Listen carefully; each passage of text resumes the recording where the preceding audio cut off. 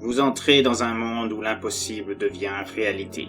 Un lieu où les frontières de la peur n'ont plus de limites. Les territoires où psychopathes, démons et autres créatures font de vos cauchemars un quotidien auquel vous ne pouvez échapper.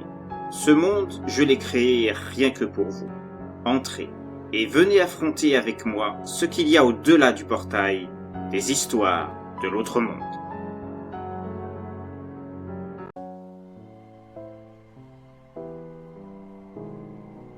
« 30 ans. Il s'était passé 30 ans depuis les événements survenus à Cape Beach.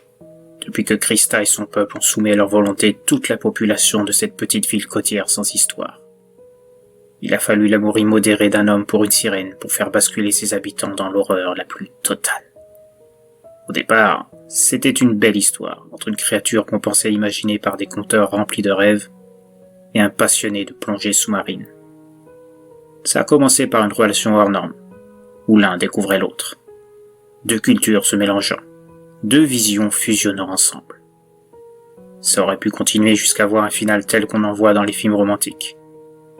Mais cette fois, la belle histoire s'est terminée d'une horrible façon.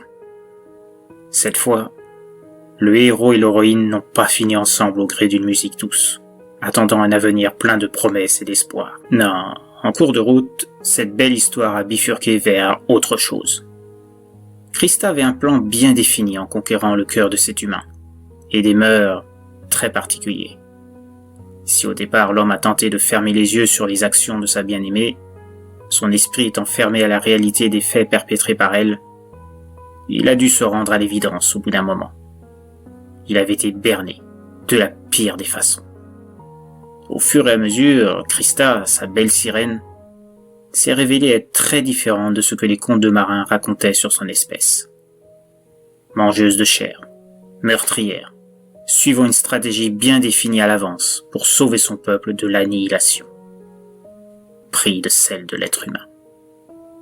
Oui, cet homme avait fini par découvrir le véritable visage de celle qu'il aimait et protégeait malgré toute l'appréhension qu'il avait à chaque fois qu'il découvrait une nouvelle atrocité de sa part.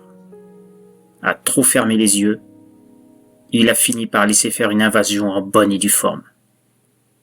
Les meurtres n'étaient que des prémices à quelque chose de bien plus machiavélique. Pourtant, Krista avait montré tout l'amour qu'elle avait pour cet humain.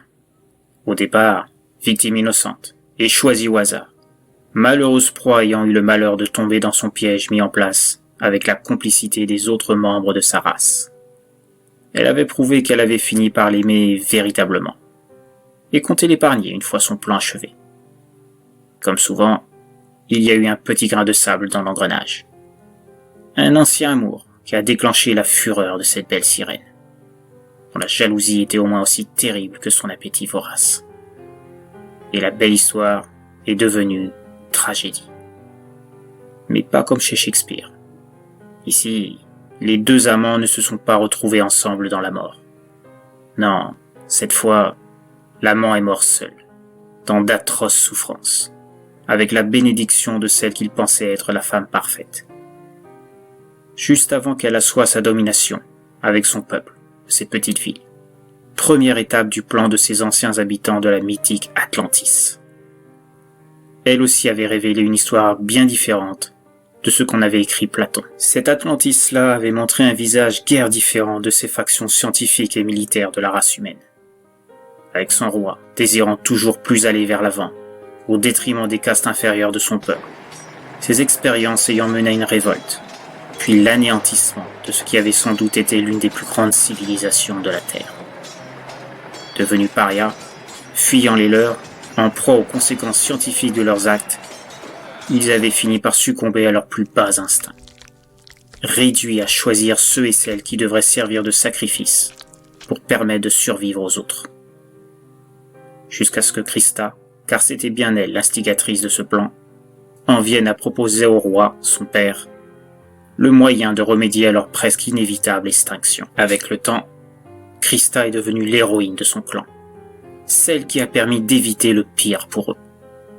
Et de la même manière, son pouvoir s'est accru, et il devenait évident pour Sirène et Triton qu'elle était celle qui les emmènerait vers leur avènement. Son père en fut le premier conscient, et avant même que tous en fassent la demande, il abdiqua en faveur de sa fille. La cérémonie de succession fut un événement sans commune mesure, planifié au sein même de la ville nouvellement conquise. Pas de couronne, ce genre d'objet étant futile au sein de la communauté des Mirabilis, le nom scientifique des sirènes. Un tatouage marqué sur la peau par un fer rougi à blanc fait office de représentation royale au plus haut degré. L'ancien monarque se voit enlever sa marque par son remplaçant, en l'occurrence sa remplaçante, en se faisant dévorer la partie où elle se trouve. Technique qui peut paraître cruelle pour nous humains, mais pour les sirènes et les tritons, c'est une marque de reconnaissance et de soumission, en plus d'être un honneur.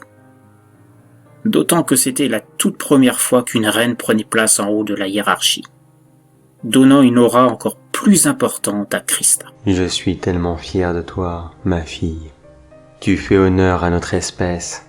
Par tes actes, ton intelligence, tu as su nous redonner vie. Les yeux embués d'émotion, Krista avait encore du mal à réaliser l'ampleur de ce simple geste de passation de pouvoir.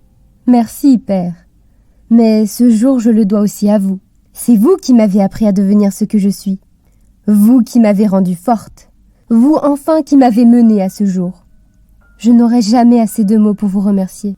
Tu n'as pas à me remercier. Tu t'es forgée toute seule. Je n'ai fait que te guider dans tes choix. Mais assez discuté. Il est temps de marcher au milieu des tiens. Nous verrons plus tard pour la suite de notre entreprise à venir. Tu le sais comme moi, cette ville n'était qu'une étape. D'autres territoires nous attendent au sein de ce monde. Krista prit la main de son père. Je le sais, père. Aujourd'hui, cette ville, demain, ce continent. Et dans les années à venir, ce monde sera le nôtre. Suite à cela, les années passèrent, et Krista enchaîna les projets, créa les bases de son futur empire par l'invasion d'autres villes, des points stratégiques, tels des bases militaires, des ports, des entrepôts, des centres de distribution d'alimentation, de matériel médical, des usines de traitement des eaux. Cela se fit lentement, mais les plans de Krista étaient sans faille. Sur leur chemin, ce furent des centaines de morts qui s'empilèrent, face à une armée de plus en plus grandissante, grâce à l'utilisation de mâles reproducteurs, regroupés dans des camps, afin de perpétrer toujours plus de futurs guerriers. Les camps devinrent des prisons, des forteresses au fil des années de leur évolution. Chacun des humains mâles était scrupuleusement sélectionné, grâce au savoir-faire des scientifiques qui étaient soumis à Krista et son peuple.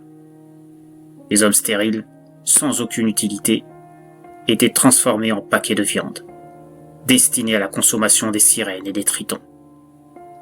D'autres bâtiments furent construits à cet effet un peu partout, élaborés par les meilleurs techniciens et experts humains, enrôlés de force au gré des expéditions du clan de Krista, ne leur laissant que deux choix possibles, servir ou mourir. Certains tentèrent de jouer les héros, finissant éviscérés, mis en pièces devant leur père, dévorés sur place par les sirènes et les tritons, sur ordre de leur reine. Plus les années passèrent, plus la violence dont faisait part le clan devenait importante, n'hésitant pas à tuer tous ceux qui n'étaient pas utiles au bien-être de la communauté. Les handicapés mentaux ou physiques, les malades, les professions inutiles aux yeux de Krista, telles que les avocats ou les commerces non alimentaires, finissaient presque tous dans les usines de traitement de la viande, véritables boucheries à grande échelle, où ceux qui s'y retrouvaient étaient traités de la pire des façons. Découpage se faisait sans la moindre anesthésie, les cris des malheureux ayant été choisis emplissant les murs de ces succursales de l'enfer, y compris des enfants. Krista ne faisant part d'aucune pitié à cette race qu'elle méprisait de toute son âme. Ceux qui avaient le malheur d'opposer de la résistance en s'attaquant aux bastions de la communauté afin de délivrer les leurs avaient un sort encore pire. Torturés pendant des heures afin de connaître les emplacements de leurs QG, croqués par petits bouts, les laissant parfois des heures durant enfermés dans une pièce, se noyant dans leur sang, voyant des morceaux des corps de leurs amis, leurs frères, leurs sœurs, leurs enfants exposés devant eux, se balançant au milieu de la pièce, fixés par une corde reliée au plafond. Des souffrances inimaginables pour l'entendement humain régnaient dans ces lieux, où seule la mort permettait d'être enfin libéré. Les centres de reproduction n'étaient guère mieux pour les heureux choisis.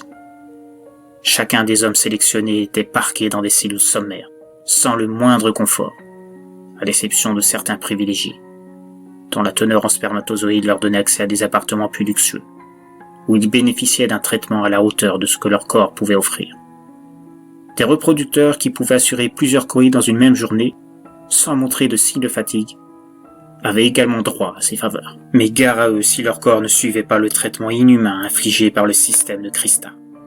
Ils étaient immédiatement relégués dans les cellules du bas de l'échelle, entre des murs où humidité, insalubrité et environnement spartiate étaient devenus leur train de vie. Les femmes avaient également leur secteur, au sein des mêmes centres. Elles aussi étaient disposées en plusieurs castes, leur rôle étant d'assurer de donner naissance à des enfants pour perpétrer suffisamment la race humaine, futurs reproducteurs ou morceaux de viande. Leur traitement, en revanche, était beaucoup plus dur. Là où les sirènes faisaient preuve, à de rares exceptions près, de tendresse dans les rapports avec les mâles choisis pour assurer une descendance, les tritons étaient nettement plus violents envers les femelles humaines. Les rencontres au sein de champs de reproduction se transformant parfois en véritables scènes de viol pures et simples, les laissant dans un désespoir tel que certaines n'hésitaient pas à profiter d'une des rares promenades leur étant accordées dans la journée pour se jeter du haut d'une balustrade, afin d'être libérées de ces agissements humiliants et dégradants, en plus de leur brutalité sans équivalent, aussi bien physiquement que psychologiquement. L'empire mis en place par Christa s'était étendu sur toute la côte Est, et avait également pris possession de près de la moitié intérieure des États-Unis, reléguant la communauté humaine vers l'ouest, à l'abri derrière des villes fortifiées, dont chaque sortie en dehors des murs pouvait être source de capture, dans le meilleur des cas. Certains humains pouvant avoir la chance de servir d'esclaves personnels à la caste proche de la reine Christa, ses lieutenants, ses généraux, les autres étant dévorés sur place, devant les yeux de ceux cachés derrière les murs, leurs corps parfois exposés sur des arbres, des pics ou des poteaux, comme signe d'avertissement de ceux qui les attendaient s'ils ne se soumettaient pas à leur tour. Parmi toute cette horreur étant parvenue à son paroxysme, 30 ans après l'arrivée de Christa dans cette petite ville où tout avait commencé, il y avait malgré tout un membre de la communauté des sirènes qui ne comprenait pas cette rage, cette haine, ce mode de vie mis en place par ses pairs. Un jeune triton dont le statut particulier faisait de lui un être intouchable. Car toutes les sirènes et les tritons n'avaient pas les mêmes privilèges. Il y avait donc les proches de la reine Christa, disposant d'esclaves humains, pour assouvir tous leurs fantasmes, et prompts à obéir à tous leurs caprices. Des scientifiques chargés de trouver de nouvelles manières de procréer, plus rapides, servant de lien entre les centres de reproduction et les usines de traitement de la viande, et le palais, érigé de force par les humains, à la demande de Christa, dont la folie des grandeurs ne cessait de grandir au fur et à mesure des années. Il y avait les guerriers, chargés des actions punitives contre les résistants humains de l'Ouest, comprenant chefs et soldats, et à charge également de protéger le palais et ses occupants d'éventuelles attaques d'humains ayant réussi à franchir les lignes de défense de la communauté de Christa. Et enfin, il y avait les autres, ceux et celles chargés du confort des mâles privilégiés des centres de reproduction, ou encore du transport de matériel, de la viande humaine venant des usines de traitement, ou tout simplement n'ayant pas de fonction particulière, vivant dans des demeures au sein des villes, aux côtés des rares humains étant autorisés à vivre, du fait de leur fonction pouvant être utile à Christa et son empire, et aussi parce que toute la population humaine ne pouvait être parquée dans les usines et les centres. La plupart devaient continuer à vivre selon les règles de Christa, les réseaux sociaux étant constamment sous surveillance, les secteurs économiques ayant tous leurs dirigeants assurés par des sirènes ou des tritons. Chacun des habitants étant en sursis, attendant d'être un des prochains sur la liste, du fait d'un programme basé sur un mort en centre en usine, un remplaçant à choisir. Un programme informatique où ceux qui allaient servir de reproducteurs mâles ou femelles, ceux qui étaient destinés à devenir de la viande, étaient tous choisis de manière aléatoire, grâce à une puce électronique implantée dans leur corps. Chaque puce étant disposée dans un endroit différent pour chaque être humain, pour éviter les extractions sauvages. Chaque entrée d'immeuble, de commerce utile à la communauté, étant dotée d'un détecteur, afin de déterminer si l'humain en possédait bien une. Ceux ayant échappé à l'implantation et repérés en entrant dans ces lieux étaient systématiquement neutralisés et envoyés en centre de reproduction ou en usine de traitement, suivant ses spécificités, après un examen médical forcé, pratiqué par un médecin humain, lui-même fiché. Un système très élaboré, permettant un contrôle total de la population par Christa et les siens. D'autres pays, d'autres continents avaient tenté d'aider la population américaine soumise. Mais toutes leurs actions s'étaient soldées par des échecs. La mainmise de Christa sur le matériel de guerre humain sur le territoire des USA étant elle aussi absolue. Et elle n'hésitait pas à faire abattre tout avion, tout drone, tout hélicoptère n'arborant pas le sigle de son empire sur ses flancs. De ce fait, les autres gouvernements avaient fini par laisser à son sort les territoires américains sous la coupe de l'empire mis en place par Christa. Donc, comme dit plus haut, parmi toute cette folie, il y avait un jeune Triton qui ne partageait pas ses idéaux d'emprise sur la race humaine. Ce Triton, c'était Sacham. Et s'il avait un statut particulier, c'était parce qu'il était le fils de la reine, Christa. Mère, pourquoi soumettre ce peuple à tant d'horreur? J'ai vu à l'intérieur d'un des centres de reproduction tous ces gens obligés à ces actes, juste pour permettre à notre espèce de survivre. C'est horrible. Christa le regardait, les yeux un brin plongés dans les souvenirs que Sacham provoquait en elle, se rappelant celui par qui tout avait commencé. Cet humain qu'elle avait appris à aimer, mais qui avait trahi cet amour.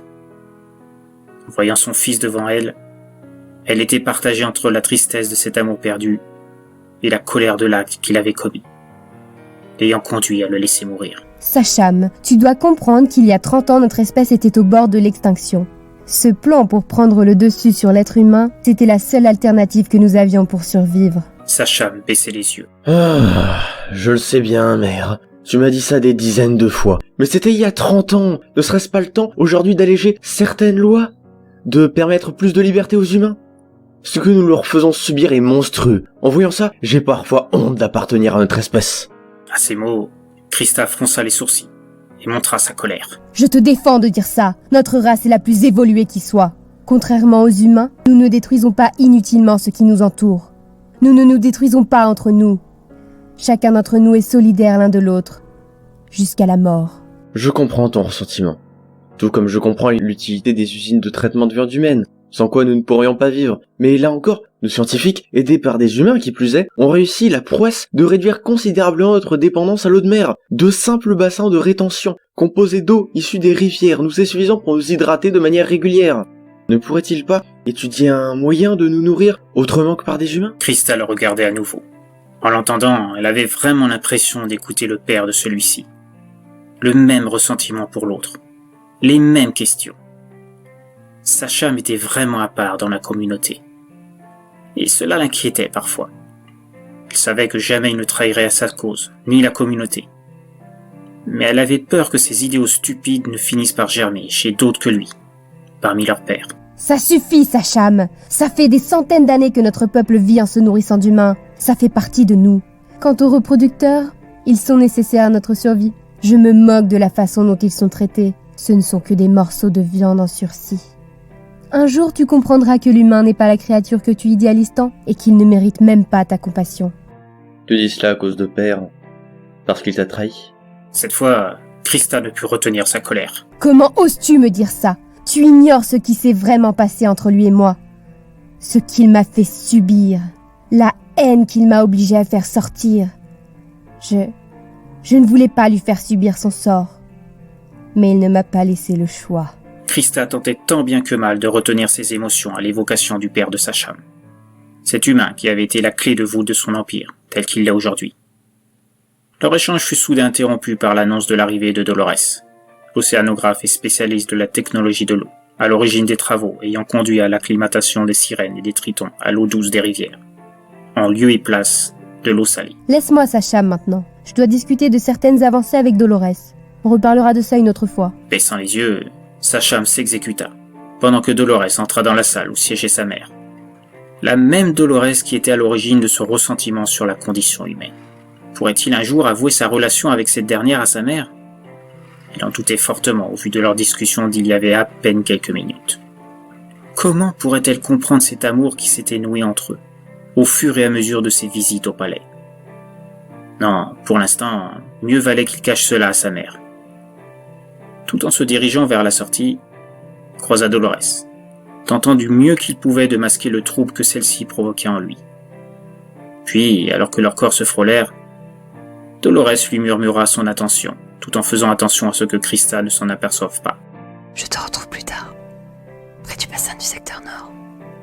Un peu surpris du risque qu'elle venait de courir par ces mots, en présence de sa mère, Sacham était malgré tout très heureux de ce rendez-vous donné à demi-mot. Il souriait discrètement, la tête baissée pour que les gardes à l'entrée ne le voient pas, puis se dirigeait vers la sortie. Il attendit à l'extérieur, s'éclipsant à travers les jardins, afin de s'assurer de ne pas croiser un des proches de sa mère, qui pourrait lui révéler leur rencontre secrète. Tournant ça et là, jusqu'à arriver au bassin indiqué par Dolores. Il resta à l'ombre d'un buisson. Cet endroit du parc entourant le palais était le moins fréquenté, à cause de son éloignement très prononcé de l'entrée principale. Totalement à l'opposé même. L'endroit idéal pour un rendez-vous romantique à l'abri des regards indiscrets. Sacham attendit bien 3 heures, se demandant si Dolores allait bien venir. Peut-être qu'elle n'avait pas pu échapper à la vigilance des gardes extérieurs. Mais bientôt elle arriva, regardant sans cesse derrière elle. Puis, apercevant Sacham, arbora ce sourire qui avait fait tomber amoureux le jeune Triton. Désolée de t'avoir fait attendre, Sacham. Ta mère avait beaucoup de questions aujourd'hui. Ça a pris un peu plus de temps que prévu. Puis souriant à son tour, Sacham la rassura. Ne t'inquiète pas, va. Je t'ai pas tellement attendu. L'important, c'est que tu sois là maintenant. Puis, se rapprochant encore plus, les 2 amants interdits s'embrassèrent tendrement, s'enlaçant, sans penser à rien. Le temps semblait s'être arrêté pour eux. Ils s'allongèrent sur l'herbe, caressant leur corps, leurs esprits fusionnant l'un avec l'autre. Un long moment de passion entre 2 amoureux. Puis Dolores interrompit lentement leur étreinte. Il faut que j'y aille maintenant. Sinon, les gardes extérieurs vont trouver curieux que je mette autant de temps à partir de l'enceinte du palais. L'air un peu dépité, Sacham se résigna. Je sais bien et je comprends. J'aimerais tellement qu'on puisse se voir autrement qu'en cachette. De cette manière. Je doute fort que ta mère apprécierait notre relation. Tant qu'elle sera reine, et qu'elle aura ce ressentiment de rejet envers les humains, tu sais très bien que ça ne sera pas possible. Elle accepte mes visites uniquement parce que mes travaux lui sont utiles. Mais si elle apprenait pour toi et moi, je sais très bien que j'irai droit en usine de traitement. Je ne le supporterai pas. Si ça arrive, je me tuerai. Dolores le regarda, malicieusement. Tu ferais ça pour moi? Pour une humaine? Tu es vraiment à part, Sacham. Mais je ne veux pas que tu te sacrifies pour une décision de ta mère. Tu es encore jeune. Et je suis bien sûre qu'il y a pas mal de sirènes qui te courtisent. Oui, il y en a pas mal en effet. Mais elles le font parce que je suis le fils de la reine. Il n'y a pas d'amour. Pas comme tu en as pour moi. À ces mots, Dolores l'embrassa à nouveau, avant de se relever, lui faisant un dernier baiser d'un geste des mains et s'éclipsant au regard de Sacham, le laissant dans ses pensées. De longues heures plus tard, Dolores se retrouva dans un bar situé en pleine campagne, à proximité des territoires de l'Ouest, là où se trouvait la résistance humaine. Elle semblait attendre quelqu'un, sirotant un Bloody Mary. Puis, un homme en costume vint s'asseoir sur le siège en face d'elle. Bonjour Dolores, j'écoute votre rapport. Votre relation avec Sacham avance? Dolores laissa de côté son cocktail et répondit à son interlocuteur. Bonjour Vladimir. Oh pardon, j'oubliais, Dionysos. Je ne me ferai jamais à ce nom de code. Curieux de choisir un dieu grec. J'aime bien les anciennes civilisations. Tâchez toutefois de ne plus m'appeler par mon vrai prénom. Je ne voudrais pas qu'on sache notre petit arrangement. Le général Weiss est assez nerveux en ce moment. S'il apprenait que je fais mes petits coups en douce, ça pourrait compliquer nos accords. Je vous promets de faire attention dorénavant. Pour répondre à votre question, oui, ça avance. Il me mange pratiquement dans la main. Il ne faudra pas longtemps avant que je puisse accéder à certains endroits normalement interdits aux humains tels que moi, et obtenir les infos qui vous intéressent. Souriant en coin, Vladimir renchérit. C'est parfait, j'ai toute confiance en vous, Dolores. Et je suis aussi un homme de parole. Votre récompense sera à la hauteur de ce que vous m'apporterez comme secret. Bien. Sur ce, je vous laisse. Je ne voudrais pas que le général ait des soupçons en cas d'absence trop prolongée. Je vous dis à la semaine prochaine pour votre prochain rapport. J'espère avoir un peu de consistance cette fois. Je ferai de mon mieux pour accélérer les choses. Soyez-en certains. Vladimir sourit à nouveau, avant de se lever, puis se dirigea vers la sortie. Dolores fit de même, peu de temps après. Avant de démarrer sa voiture, elle repensa au jour où Vladimir était venu à sa rencontre, à son bureau d'études, pour lui proposer ce deal. Elle n'aurait jamais imaginé avoir une telle opportunité. Prendre sa revanche sur la société imposée par Krista. de devenir l'une des leurs grâce aux travaux de Vladimir, et s'assurer de ne jamais devenir un steak à sirène. Elle aurait la force de l'une d'entre elles, ses facultés spéciales peut-être. En tout cas, elle n'aurait plus à subir le système de l'empire de sa reine. Cela valait bien un cœur brisé. Quelque part, cela lui faisait un peu mal de manipuler ainsi Sacham. Mais plus important encore était sa propre sécurité. Devenue sirène, elle pourrait quitter ce pays bien plus facilement. Elle serait enfin libre. Plusieurs semaines s'étaient passées, pendant lesquelles Dolores s'était évertuée de se rapprocher toujours plus de Sacham, multipliant les gestes affectueux à l'abri des regards indiscrets, à chacune de ses visites au sein du palais de Christa. Des visites où elle faisait part des nouvelles avancées de sa part sur le projet de Christa pour lui permettre d'étendre toujours plus son empire.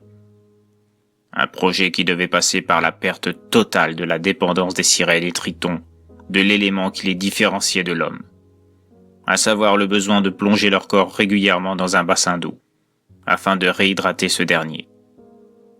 Si Dolores parvenait à concrétiser la demande de Christa, bientôt les soldats de son empire seraient à même de s'attaquer aux autres pays, aux autres continents jouxtant les territoires américains, afin d'y installer de nouvelles usines de traitement de la viande humaine. Peut-être même instituer des centres spécifiques, séparant la viande des hommes, celle des femmes et des enfants. Il en serait de même pour les centres de reproduction, afin de spécifier une sorte d'équivalent du label de qualité que les êtres humains pratiquent au sein de leur société dite civilisée. Chaque centre pourra se concentrer sur des catégories spécifiques, au lieu du système actuel où toutes les catégories sont parquées dans un seul et même endroit. Que ce soit les reproducteurs lambda ou bien les autres, divisés en niveaux. 4 au total. Allant du A+, pour ceux dotés d'un taux de spermatozoïdes de qualité exceptionnelle, et surtout ayant une résistance sexuelle hors norme, les niveaux B à la résistance plus limitée, les niveaux C pour ceux ayant un taux dans la moyenne, et les D dont la durée de vie était aussi éphémère que leur capacité à donner la vie aux sirènes recevant leurs semences. Un système hiérarchique équivalent est également pratiqué pour la qualité de la viande, testé par des scientifiques triés sur le volet, ayant été formés par des humains, les meilleurs dans leur domaine. Parfois, certains de ces derniers, afin de s'assurer de leur fidélité, sont amenés à goûter la viande eux-mêmes, faisant d'eux des anthropophages forcés, sans savoir l'origine de ce qu'ils sont amenés à manger. Hommes, femmes ou enfants. Ceux refusant de s'adonner aux consignes mises en place par Christa deviennent les produits pour lesquels ils ont refusé d'apposer leur signature dans le système alimentaire de l'Empire. Cependant, avec le temps, ils sont de moins en moins nombreux à ne pas se plier à ces règles monstrueuses. D'autres vont même jusqu'à proposer leur candidature pour faire partie de ces privilégiés, qui bénéficient, tant qu'ils obéissent aux ordres, d'avantages plus que conséquents. Que ce soit en matériel, en produits de luxure, entendez par là des partenaires sexuels offerts par le système Christa pour s'assurer la motivation de ces testeurs primordiaux pour la qualité. Un sacrifice de l'Empire qui a fait ses preuves au cours des années et lui assure un fonctionnement sans faille. Mais pour parvenir à étendre cet empire pour les ambitions démesurées de Christa, il fallait d'abord que cette dernière parvienne à soumettre les derniers territoires qui lui faisaient défaut, à l'ouest du pays. Et pour cela, tout comme la suite, la nécessité d'hydratation de la peau de son peuple, de ses soldats, devait appartenir au passé. C'est pour cette raison que Dolores, un ténor dans sa catégorie, fruit de recherches de la part des enquêteurs de l'Empire, toujours à même d'offrir à leur reine les meilleurs éléments possibles pour que le peuple sirène devienne l'espèce principale de la planète, était déterminante pour les objectifs de Christa. Mais cette dernière ne savait pas encore qu'en permettant à Dolores d'avoir librement ses allées et venues au palais, elle avait fait entrer le ver dans le fruit, qui allait changer beaucoup de choses au sein de son empire. À commencer par Sacham, qui, par amour pour Dolores, accédait au moindre de ses désirs, sans trop chercher à savoir ce qu'elle en faisait. Un amour aveugle, qui allait trouver son point culminant après que celle-ci lui demande d'accéder aux appartements royaux du palais, là où elle pensait qu'elle trouverait enfin les renseignements les plus importants à donner à Vladimir, permettant à ce dernier d'avancer plus loin dans ses recherches et lui donner à elle la possibilité de devenir l'un des leurs et s'enfuir de toute cette folie en passant les frontières établies et surveillées de l'Empire. Ce que tu me demandes là est difficile à t'accorder, Dolores. Si quelqu'un venait à apprendre que je t'avais donné cette carte d'accès, cela pourrait avoir de graves conséquences. Pour toi surtout. Je suis consciente de la difficulté que cela représente pour moi. Mais si tu veux qu'un jour l'on parvienne à ce que notre relation puisse devenir officielle, sans que ta mère puisse rien y faire, j'ai besoin d'en savoir plus sur votre espèce. Et cela passe par l'accès à ces renseignements, qui figurent dans cette zone interdite aux humains du palais. Sacham réfléchissait à ce que Dolores lui avait dit quelques jours plus tôt. De la possibilité à ce que Dolores devienne à son tour une sirène, grâce à un scientifique des territoires de la résistance humaine. Cela ne lui pesait pas trop de cacher tout cela à sa mère, car il était conscient que cela pourrait être considéré comme un acte de trahison aux yeux de l'Empire. Et même Krista ne pourrait sans doute pas empêcher son exécution si cela s'apprenait, bien qu'étant son fils. Du moins, le pensait-il. Il savait le caractère impitoyable de sa mère envers les humains. Alors, si elle apprenait que non seulement il avait une relation avec une humaine, mais qu'en plus il lui avait donné des informations pour qu'elle-même en devienne une, il ignorait quelle serait sa réaction. Il savait qu'elle le surprotégeait parfois, malgré les réticences de certains de son entourage au palais. Mais là, c'était différent. Mais au fond de lui, il avait peur qu'en refusant la demande de Dolores, il pourrait la perdre. Et cela lui était inconcevable. Tu sais bien que je ferai n'importe quoi pour toi. Et il ne sera pas dit que je freinerai un futur qui pourrait s'avérer idéal pour nous deux. Simplement parce que j'aurais refusé ce que tu me demandes. Alors prends cette carte. Prends-la en gage d'amour. Sacham sortit de sa poche la carte d'accès tant convoitée par Dolores et la plaça dans ses mains. Pour Dolores, c'était le premier pas vers la réussite de son projet. Oh merci Sacham, tu es un amour. Je te promets que tu ne regretteras pas ce cadeau. Mais ça ne va pas te poser de problème pour toi? Comment justifieras-tu de ne plus avoir cette carte? T'en fais pas. J'ai la fâcheuse tendance à être distrait. Tout le monde a l'habitude au palais de mes oublis de réunion, de pertes d'objets divers, etc. Perdre cette carte passera comme un supplément à tout ça. Et puis, qui se méfierait des propos du fils de la reine? Dolores lui sourit, après l'avoir à nouveau remercié. En guise de récompense, elle lui donna un baiser passionné, juste avant de partir à travers les jardins, quittant leur lieu habituel de rendez-vous, près de la fontaine. Sacham, plongé dans ses pensées, regardant Dolores partir, était loin de se douter à ce moment que ce geste qui pouvait paraître anodin à ses yeux allait précipiter les événements et diriger l'Empire vers une crise sans précédent. Et faire de lui une autre personne que la personne candide et naïve qu'il avait toujours été jusqu'à présent, changeant à jamais sa perception des êtres humains, qu'il prenait en pitié à cause de ce que sa mère leur faisait subir. Ce que Sacham ignorait, c'était que Dolores n'était pas la seule personne à ne voir en lui, en tout cas le croyait-il, qu'autre chose que le fils de la reine. Parmi les légions de sirènes ayant tenté de le charmer, afin d'obtenir certains privilèges auprès de Krista, il y en avait une qui n'avait que faire des avantages que sortir avec Sacham pouvait offrir. Seul comptait à ses yeux l'amour qu'il représentait. Maintes fois, elle avait tenté de se démarquer. En vain.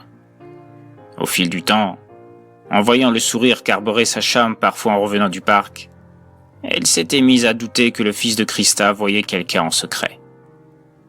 Quelqu'un dont Krista ne devait vraisemblablement ne jamais connaître l'existence. Et un jour, elle sut. Elle avait vu ce que personne n'avait vu. Ces petits sourires cachés entre Dolores et Sacham à chaque fois que l'humaine venait au palais. Et le fait que Sacham s'éclipsait juste après le départ de Dolores. Alors, un jour, sa jalousie fit qu'elle suivit discrètement Sacham alors qu'il s'éclipsait à nouveau après la visite de l'humaine. Et elle surprit les deux amoureux s'embrasser dans les jardins, alors que ces derniers pensaient être cachés aux yeux de tous. Dès lors, Scylla, la jeune sirène, se mit en tête de prouver à la reine que son fils les trompait tous. Cela ne lui plaisait pas trop de jouer les délatrices, mais elle ne pouvait laisser une humaine lui prendre l'objet de son désir. Elle aurait pu accepter si Sacham était épris d'une autre sirène. Mais une humaine? Ainsi, elle découvrit les escapades de Dolores au sein de la zone interdite, où elle accédait très facilement grâce à une carte d'accès. Impossible qu'elle ait une accréditation de la reine pour entrer dans cette zone. Seul Sacham avait pu lui fournir. Il lui fallait maintenant réunir des preuves de ces intrusions de Dolores afin de prévenir la reine. Dans le même temps, Dolores avait pu trouver une multitude de renseignements au gré de ses recherches dans les appartements royaux, sur l'histoire d'Atlantis, l'origine de leur mutation, leurs particularités. Autant d'éléments qui firent le bonheur de Vladimir lors de leur rencontre. Dolores, je dois vous remercier pour toutes ces précieuses informations que vous m'apportez depuis quelques semaines. Une vraie mine d'or. À ce rythme, votre rêve devrait bientôt s'accomplir. C'est vrai. Vous n'imaginez pas à quel point cela me rend folle d'impatience. J'ai tellement hâte de subir l'opération et de devenir une sirène à mon tour. Vladimir émit un petit sourire en coin. Vous m'envoyez ravi. Nous sommes gagnants tous les deux. Vous devenez une sirène, et moi, j'obtiens des éléments qui vont me permettre de faire avancer mon projet. Mes commanditaires devraient être satisfaits. Je suppose que je ne saurais pas de quel projet il s'agit? Non, Dolores. C'est top secret. Contrairement à vous, je n'ai pas besoin de devenir un triton pour avoir mes petites sorties du pays. L'avantage de pouvoir accéder au territoire de l'Ouest, ce qui me permet, de temps à autre, de superviser mon assistant, Alexei, qui est resté au pays, et qui est chargé de veiller au bon déroulement de ce dernier. Dolores soupira un instant. Vous avez de la chance. Je rêve depuis si longtemps de quitter ce cauchemar. De ne plus angoisser à devenir de la viande à chaque instant, pour ces créatures de la mort. Chaque chose en son temps, Dolores. Le vôtre viendra en temps et en heure. Pour l'instant, il est important de continuer à me fournir d'autres infos.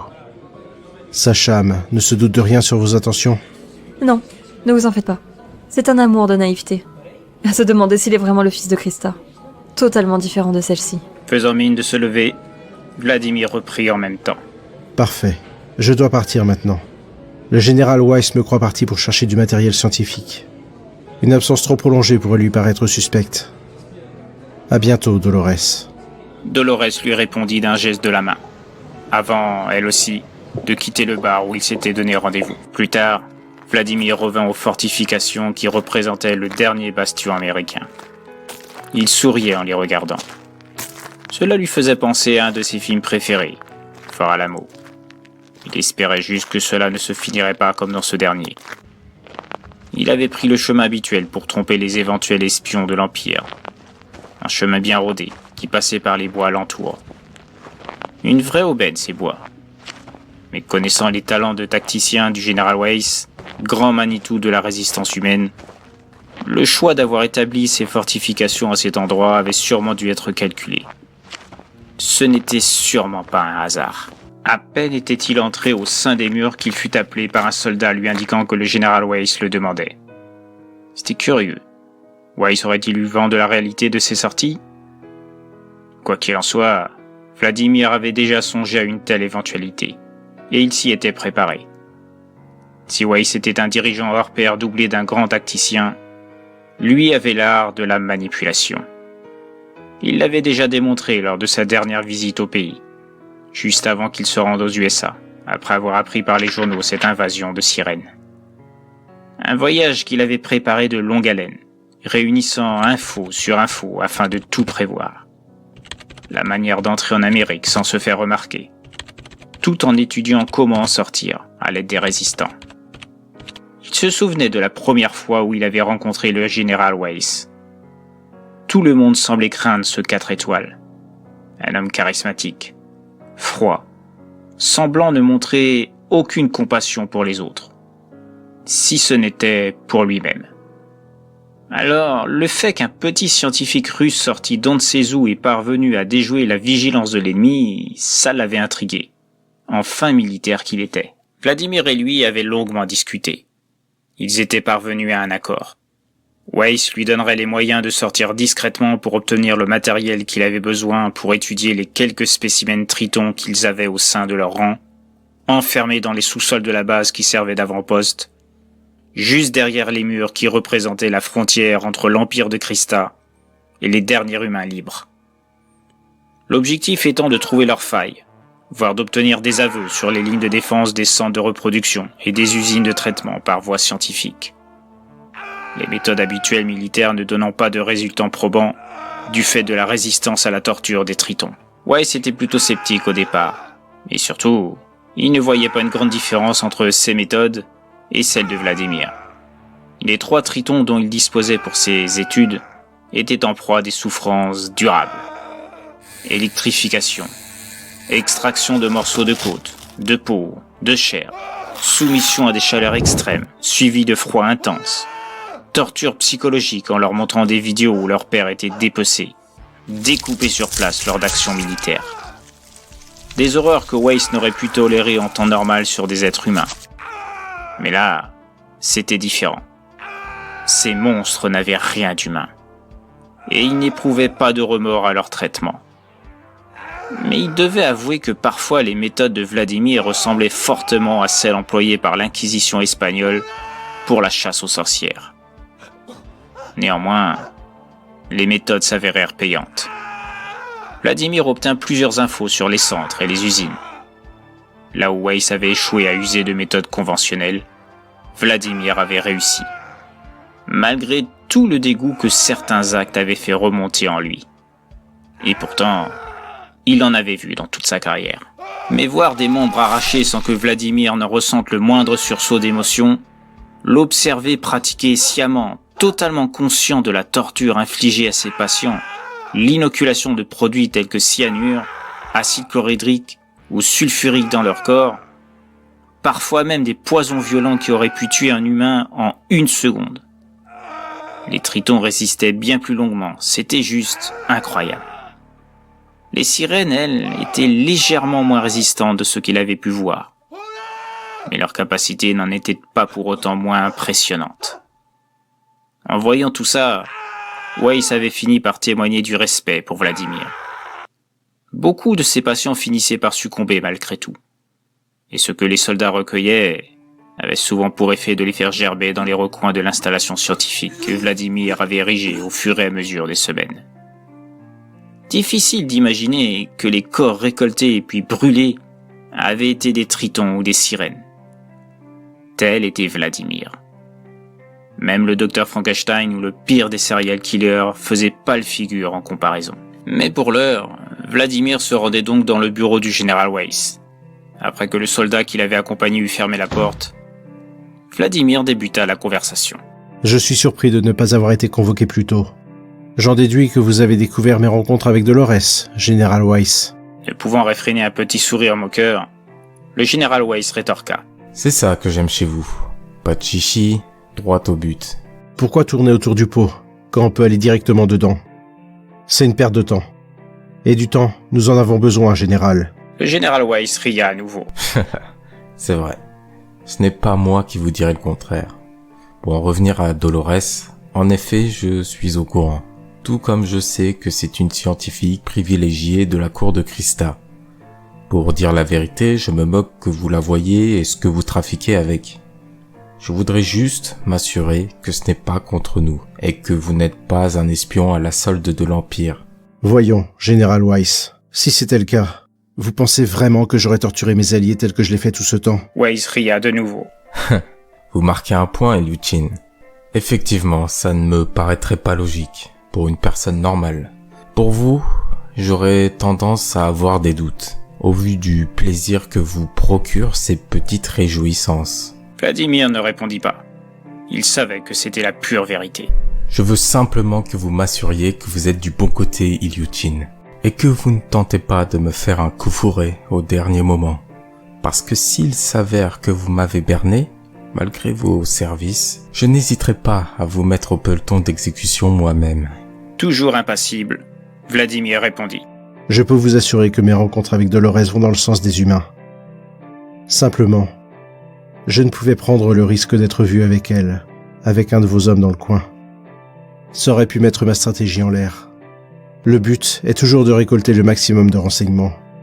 Et Dolores s'est rapprochée de Sacham, le fils de la reine, pour ça. Ce dernier point sembla fortement soulager Weiss. Ok, Ilyushin.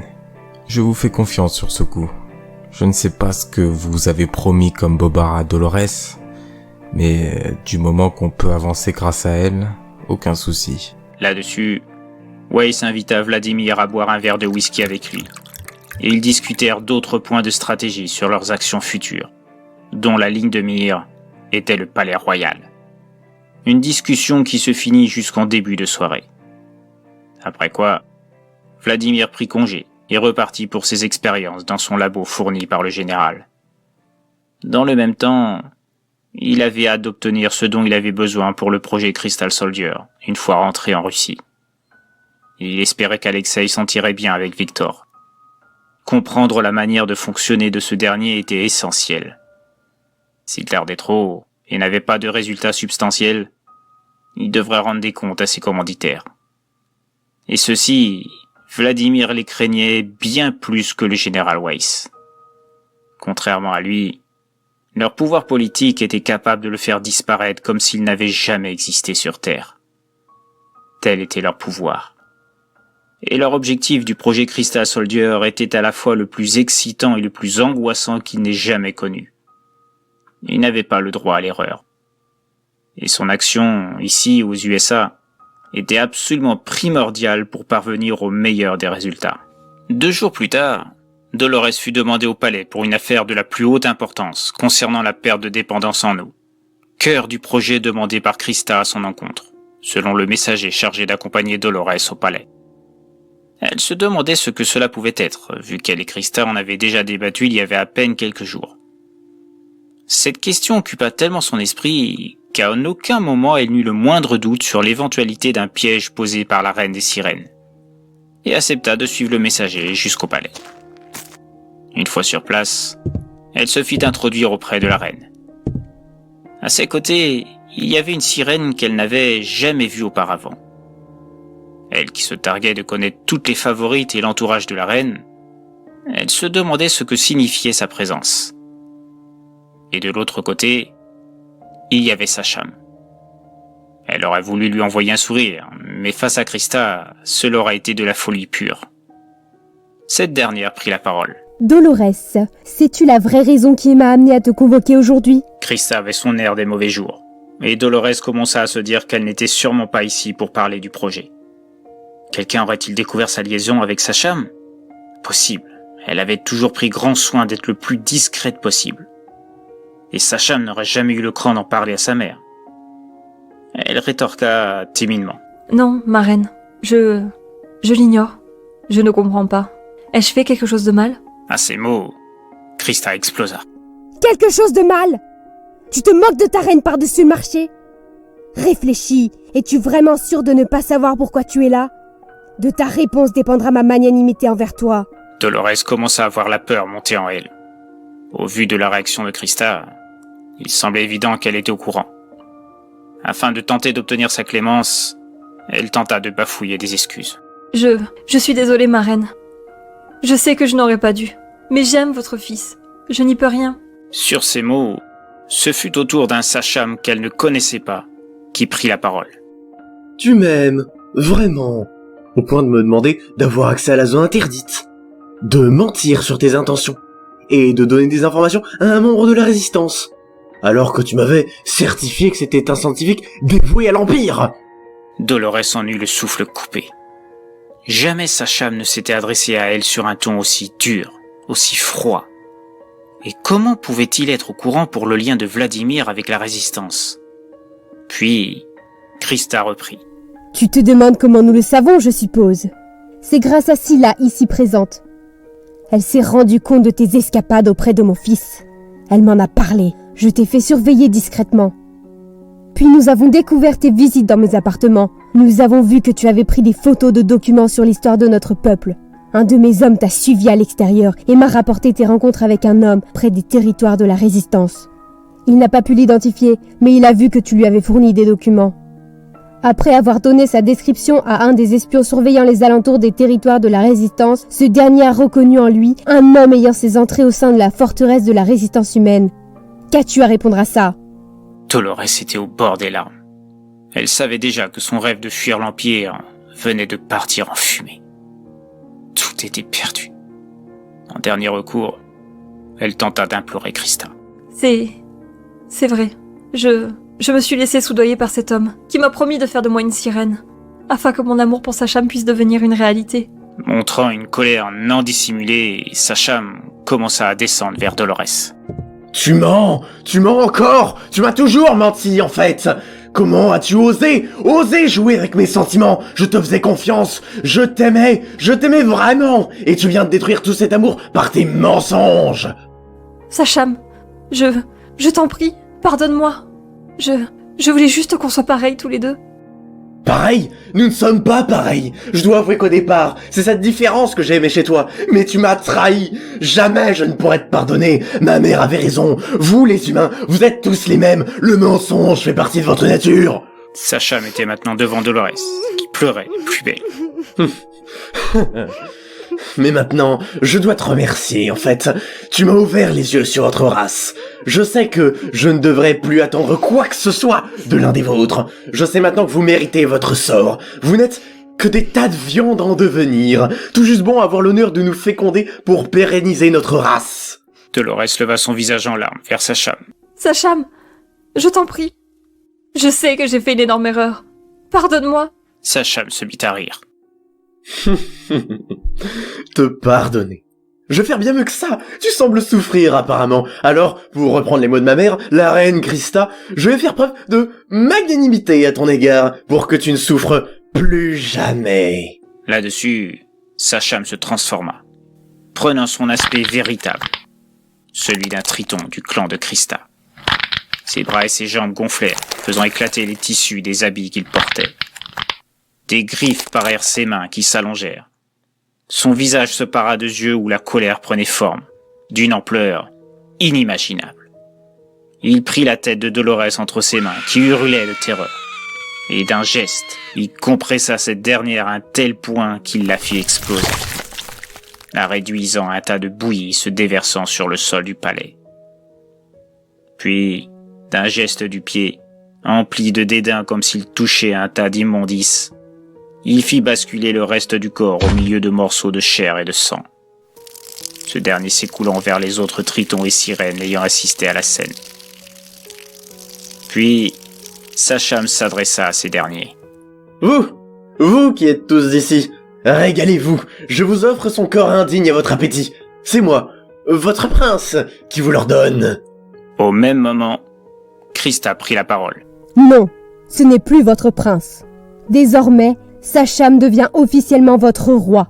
Désormais, il régnera à mes côtés pour vous. Désormais, toute information m'étant destinée devra également lui être transmise. Puis, Christa descendit du trône, prenant la main de Scylla, lui demandant de la rejoindre auprès de Sacham. Arrivée en bas, elle reprit. Et Scylla sera votre reine. Dans les prochains jours, nous scellerons les liens de Sacham avec elle selon nos coutumes. Ils seront ceux qui me succéderont sur le trône. Observant la foule présente, qui semblait attendre, Christa reprit de nouveau. Eh bien, qu'attendez-vous? Votre roi Sacham vous a donné un ordre que je sache. Alors mangez le corps qu'il vous offre. À ces mots, tous se ruèrent sur le corps offert, chacun se transformant à son tour pour se régaler de ce mets offert par leur nouveau roi, tels des pigeons se jetant sur des graines. Puis, Christa prit la main de Sacham, la joignit à celle de Scylla, et ils remontèrent ensemble vers le trône. Elle s'adressa alors à Sacham, qui avait repris une forme humanoïde. Je suis tellement fière de toi, Sacham. Aujourd'hui, tu as montré ton vrai visage, celui d'un futur grand souverain. J'aurais tellement aimé que ton grand-père soit toujours là pour voir ça. Sacham, pour toute réponse, prit une bouteille de vin qui était posée près de lui, près du trône, ainsi que 3 verres. Il faut fêter ça. Buvons, mère, buvons, Scylla. Et les 3 monarques se délectèrent du contenu de leurs verres, tout en observant le repas morbide et sanglant qui se livrait devant eux, le sourire aux lèvres. Aujourd'hui, un nouvel ordre, une nouvelle étape de l'empire de Christa venait de s'établir. Sans savoir que dans l'ombre, derrière les factions de la résistance humaine, une opération de grande envergure se préparait, et qui allait mettre à mal les espoirs de Christa et Sacham quant à la réalisation du futur de l'Empire. Près de 4 semaines s'étaient passées depuis que Sacham avait été officiellement intronisé par Christa, et il prenait déjà son rôle très au sérieux, se plongeant dans les rapports des usines de traitement de la viande, afin d'en vérifier le taux de qualité de chacune, les temps de transport de celle-ci jusqu'au palais et au dépôt urbain pour les sirènes et tritons vivant dans les villes humaines, afin de vérifier le bon fonctionnement et la servilité de ceux-ci, ainsi que les commandes spéciales pour la communauté scientifique, et les humains ayant accepté de trahir leur race, en fournissant les infos nécessaires aux agents de l'Empire, postés à des lieux stratégiques un peu partout sur le territoire. Avec l'accord de sa mère, il imposa un barème de qualité auprès de centres de reproduction. Les classes les plus basses, incapables de fournir un pourcentage stable de spermatozoïdes aux sirènes triées sur le volet pour enfanter, étaient purement et simplement éliminées du processus, dans le but d'offrir de futures progénitures de guerriers capables de tenir tête à n'importe quel ennemi.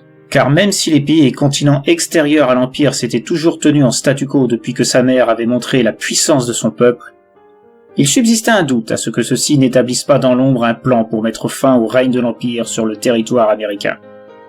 Un projet d'espion prévu d'être envoyé dans les pays limitrophes, dans un premier temps, comme l'Amérique du Sud et centrale, fut étudié en profondeur, avec les conseils avisés des meilleurs éléments stratégiques, parmi les proches de Christa.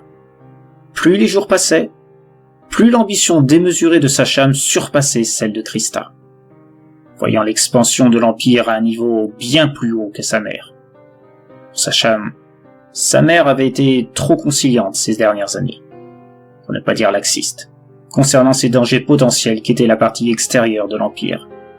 Et plus que tout, il réfléchissait à une manière d'infiltrer les lignes de la résistance humaine, dirigée par le général Weiss. En ce sens, il passa de longues heures à discuter avec les scientifiques du palais et se placer dans les villes, afin de développer des techniques génétiques promptes à accélérer le processus d'adaptation des futures générations de sirènes et tritons au monde humain, à savoir ne plus dépendre de la nécessité pour son peuple et lui-même de l'élément liquide, qui représentait encore la faiblesse la plus évidente de leur race.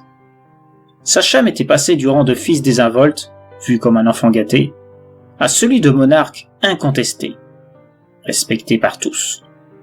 Certains s'accordant à dire qu'il ne faudrait pas longtemps avant que Christa le désigne comme souverain unique du peuple des sirènes, au vu de ses capacités d'adaptation, aussi bien d'un point de vue militaire, économique et social, mettant un point d'honneur au bien-être des sirènes et tritons, quel que soit l'endroit où ils se trouvent, y compris parmi les services de sécurité et de reproduction des centres et des usines de traitement de la viande humaine. C'était sa priorité absolue. Cependant, tout cet engouement, cette fougue protectrice envers son peuple, avait son revers. Scylla, sa jeune épouse, en était la victime principale. Elle qui pensait qu'en dénonçant la relation de Sacham et Dolores, elle obtiendrait les faveurs de ce dernier, après lui avoir ouvert les yeux sur le peuple humain et ses mensonges, elle avait la nette impression que même s'il s'en défendait, il ne voyait en elle que celle qui avait mis fin à une relation qui le rendait heureux. Bien sûr, en public, il était toujours près d'elle, afin de faire bonne figure aux yeux du peuple sirène, montrant son attention à ses moindres désirs, élevant la voix quand une de ses demandes n'était pas traitée suffisamment vite par les serviteurs humains officiant au palais, se soldant souvent par la mise à disposition de l'imprudent ou l'imprudente envers l'appétit insatiable de ceux présents lors de ces instants. Mais en privé, il en était tout autre.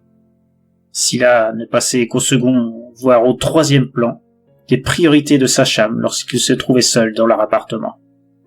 Depuis leur mariage célébré en grande pompe il y avait de cela 2 semaines, elle avait surtout l'impression d'être un fardeau, un bagage inutile, un objet qu'il est de bon ton de présenter lors des mondanités du palais, mais ne présentant pas le moindre intérêt, passé ces festivités. Elle se demandait si Sacham la punissait pour avoir été celle qui avait brisé sa conception du bonheur tel qu'il l'imaginait avec Dolores. Pourtant, c'était lui-même qui avait ordonné sa mise à mort, sans que Christa ne lui impose quoi que ce soit. Cette colère, cette haine qu'il avait envers Dolores en ayant appris sa traîtrise, était-elle feinte? Avait-il eu recours à cette mise en scène macabre dans le seul but de satisfaire les ambitions de sa mère pour lui, alors qu'au fond de lui, il ressentait une autre forme de colère, dirigée cette fois vers elle? Ou bien encore était-ce simplement le vrai visage de celui qu'elle pensait aimer de tout son cœur. Elle ne savait plus quoi penser. En proie au doute, elle s'était confiée à Christa, ne sachant à qui d'autre s'adresser. Cette dernière, plus que Sacham, lui donnant une vraie affection, comme si elle était sa propre fille. Ma reine, je ne sais plus quoi faire. Sacham me donne l'impression que je le gêne plus qu'autre chose lorsque nous sommes seuls, loin des gens du palais. J'ai l'impression de l'avoir blessé plus qu'il ne veut le dire, en vous indiquant sa relation avec cette humaine, et qu'il me le fait payer en m'ignorant volontairement. Christa la regardait, silencieuse, voyant la tristesse qui émanait de sa belle-fille. Et cela la peinait elle aussi, de la voir ainsi. Scylla, ne pense pas ça de Sacham. Je sais qu'il peut paraître parfois désinvolte sur les questions sentimentales, n'y accordant que peu d'importance depuis l'histoire avec Dolorès. La trahison de cette dernière l'a beaucoup affecté, bien plus qu'il ne veut le dire. En tant que mère, je le ressens à chaque fois que nous échangeons, même s'il ne le dit pas directement. Ne crois pas qu'il n'ait pas d'affection pour toi. C'est juste qu'il ne sait pas encore comment te le montrer. Les affaires politiques et économiques lui prennent énormément de temps, et il a tant à faire. Je sais bien tout ça, ma reine, mais... Christa la stoppa d'un geste de la main, tout en souriant. Ne m'appelle pas ma reine lorsque nous sommes toutes les deux. Appelle-moi mère, tout simplement. Scylla souria à Christa, comme pour la remercier de cette sollicitude. Bien, ma reine... Je vais dire mère. Si je comprends bien, vous me demandez de faire preuve de patience à son égard encore un peu? Mais est-ce que sa colère parviendra un jour à disparaître suffisamment pour qu'il me remarque enfin? Je ne sais pas si je pourrais supporter cette situation très longtemps. Je souffre et il ne s'en rend pas compte. Il n'y a que les affaires du palais qui le préoccupent. Christa s'approcha de Scylla, la prenant dans ses bras, comme pour la réconforter, alors que celle-ci semblait se retenir de lâcher une cascade de larmes. Ne te retiens pas. Si tu veux pleurer, fais-le sans retenue. Jamais je ne te jugerai pour cela. Moi aussi, il fut un temps où j'ai connu la trahison d'un homme, et j'en ai beaucoup souffert. Surtout, n'hésite pas à venir me voir quand tu ressens de la tristesse. Je ferai de mon mieux pour apaiser ta mélancolie.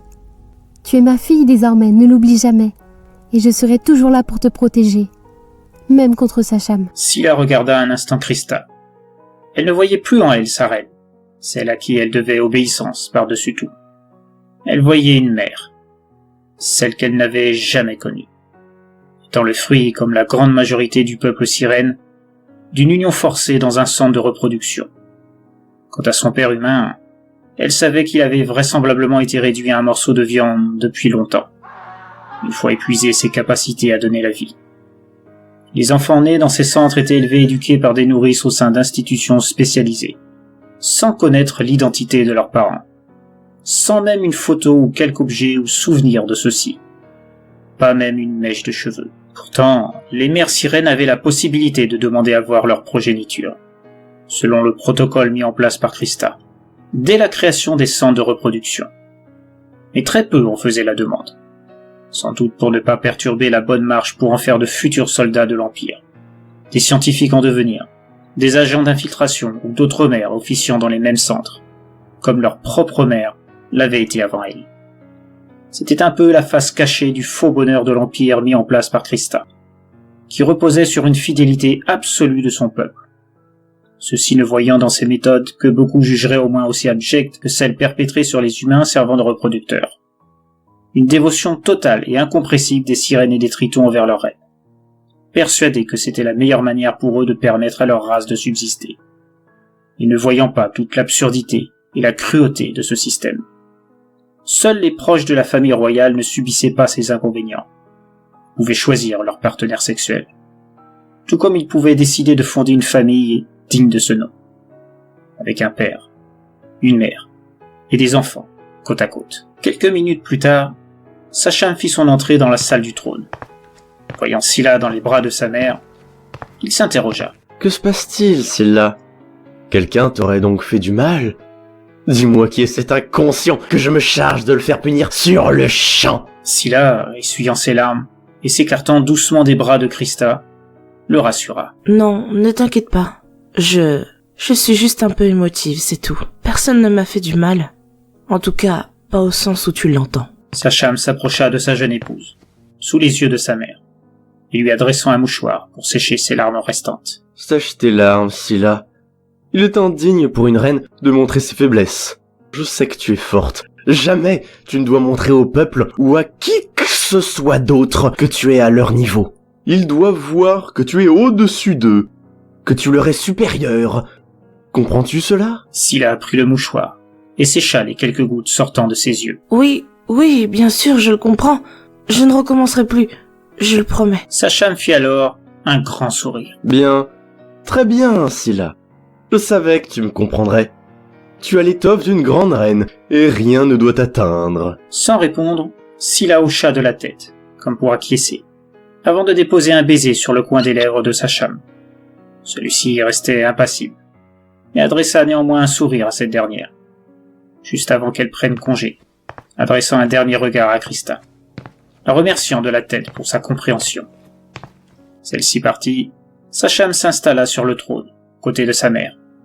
Cette dernière s'adressa alors à lui. Tu ne devrais pas t'adresser à elle de cette manière, comme si tu parlais à une inconnue ou une simple servante. Elle mérite mieux que ça.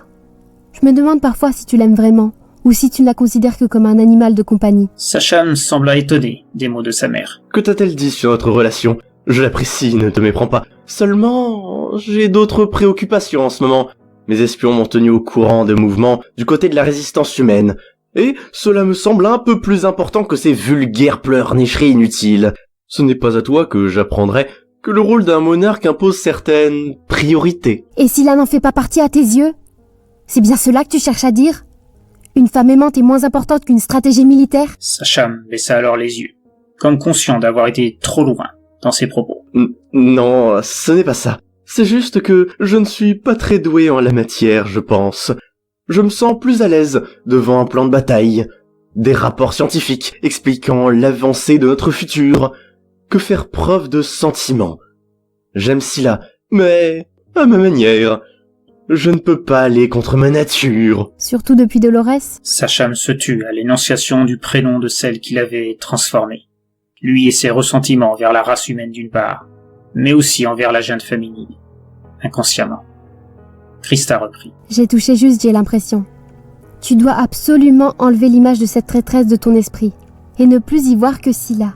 C'est elle ton épouse, pas Dolores. Elle seule doit remplir tes pensées et ton cœur.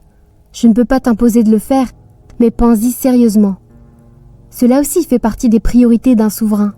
Si le peuple sent que le couple royal ne s'entend pas, cela peut le déstabiliser, provoquer des remous.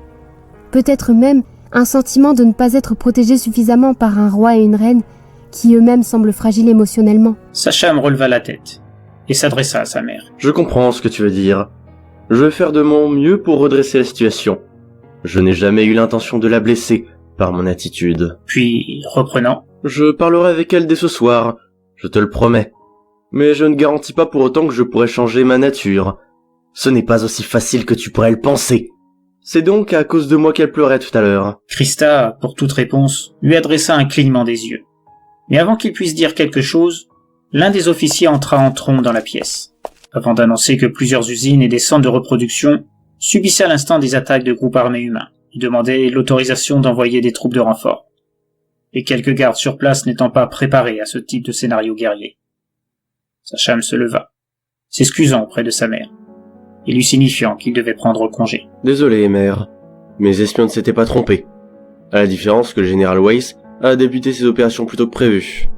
Puis, adressant un petit sourire narquois, « Oh, le pauvre. Il ignore à quel point tout cela va être inutile. J'ai des informations dont il ne peut imaginer les conséquences, pour lui et pour ses troupes. » Il se mit alors à rire à gorge déployée. L'imbécile, il est tombé en plein dans mon piège. Mère, je pense que d'ici quelques heures, nous allons recevoir une heureuse visite qui pourrait bien mettre fin à l'arrogance du général et montrer une bonne fois pour toutes notre suprématie. Il ria à nouveau, avant de repartir, suivant l'officier venu quelques instants plus tôt. Krista l'observa quitter la pièce, la laissant seule avec ses pensées. Le petit intermède avec Scylla et son fils la fit repenser à son propre passé, bien avant qu'elle ne lance l'invasion sur le territoire humain.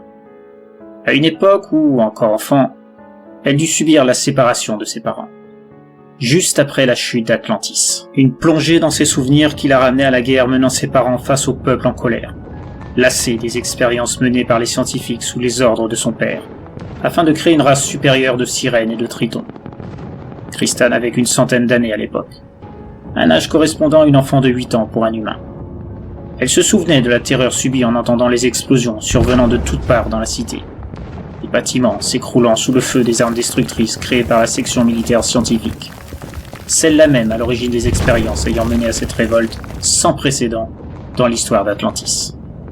Elle se souvenait de sa mère la prenant dans ses bras, suivant son père, alors que le palais royal était pris d'assaut, s'enfuyant par l'aile ouest, accolée à une chaîne de rochers sous-marines où s'enfonçaient des couloirs creusés à même la roche. Une sortie de secours prévue pour sortir du palais en cas de cataclysme naturel, mettant en danger tous ceux y résidant. Son père n'aurait jamais imaginé à ce moment qu'il servirait pour fuir son propre peuple. La fuite fut longue, parcourant le dédale de couloirs menant à une sortie, très loin en amont de la cité. Une fois arrivé à celle-ci, son père ordonna qu'on fasse s'effondrer des rochers devant, sans tenir compte des dizaines d'Atlantes encore dans les couloirs, et ne tenant pas compte des suppliques de sa mère, lui demandant de les attendre. Mais son père fut imperturbable. Krista se souvenait aussi du fracas des rochers tombant en pagaille, de la fuite sur de nombreux kilomètres à travers les eaux changeantes, passant du chaud au froid, des différences de température à laquelle certains Atlantes ne résistèrent pas. Lasnur, le père de Krista, privilégiant de mettre le plus de distance possible entre eux et leurs poursuivants, en bien plus grand nombre que leur groupe, laissant sur place les cadavres, sans leur offrir le rituel d'adieu, ce qui déclencha la fureur de sa mère, ne voulant pas vivre ainsi, toujours dans la fuite de leur propre peuple, et refusant que son propre mari abandonne leurs principes de vie et ne veuille pas assumer ses erreurs. Une violente dispute s'ensuivit, Mirga, la mère de Krista, demandant à ce que soit pratiqué le Virndaes entre elle et son époux. Une confrontation rituelle qui n'avait plus été utilisée depuis des siècles, consistant en affrontements physiques sans armes, le perdant étant condamné à l'exil du groupe. Larnus accepta que soit pratiqué le Virndaes. Un ancien garde du palais fut chargé de veiller sur Krista pendant le combat, malgré ses pleurs, ne voulant pas que ses parents meurent. Es-tu prête à subir le jugement des dieux de l'océan, femme? Tu sais qu'il ne pourra pas y avoir de retour en arrière. Tu devras accepter ta défaite et t'exiler, ou mourir de ma main. Je connais très bien le principe du Vindraes. Crois-tu vraiment que je l'aurais invoqué sans en connaître les conséquences? Larnus, impassible, reprit. En cas de défaite, tu es consciente que tu ne pourras pas emmener Krista avec toi. Elle devra rester à mes côtés. Je le sais bien, mais je ne perdrai pas. Nous verrons bien ça. Larnus sourit malicieusement, comme certain de sa victoire. Suivit un combat sans retenue entre les deux anciens mari et femme, où chaque coup en entraînait un autre, plus violent que le précédent. Si les armes étaient interdites durant l'affrontement, en revanche, tout objet figurant autour pouvait être utilisé, que ce soit pierre, sable, et même l'utilisation de petits animaux marins, commandés par pensée, pour gêner les mouvements de l'adversaire. Et en cela, Mirga était beaucoup plus douée que son mari à cette capacité, sans compter son chant capable d'affaiblir la vivacité de son opposant. Normalement, ce chant ne fonctionne que sur d'autres races que les sirènes et tritons. Mais le chant de Mirga était bien plus puissant que la moyenne, et affectait aussi les gens de sa race. Et elle se fit le plaisir de l'utiliser sur Larnus, qui sentait ses forces ployer dès qu'il s'approchait trop près, l'obligeant à des attaques éloignées, utilisant des jets de pierre pour blesser Mirga, et surtout la faire reculer là où il le voulait, près d'un gros monticule rocheux. Une fois obtenu ce qu'il voulait, Larnus sourit à nouveau, pendant qu'une rafale de rochers tomba du haut du monticule. Mirga se retrouva la queue coincée, incapable de bouger, et continuer le combat. Larnus s'approcha alors, satisfait de sa victoire. Tu as perdu, Mirga. Tu connais la loi du rituel.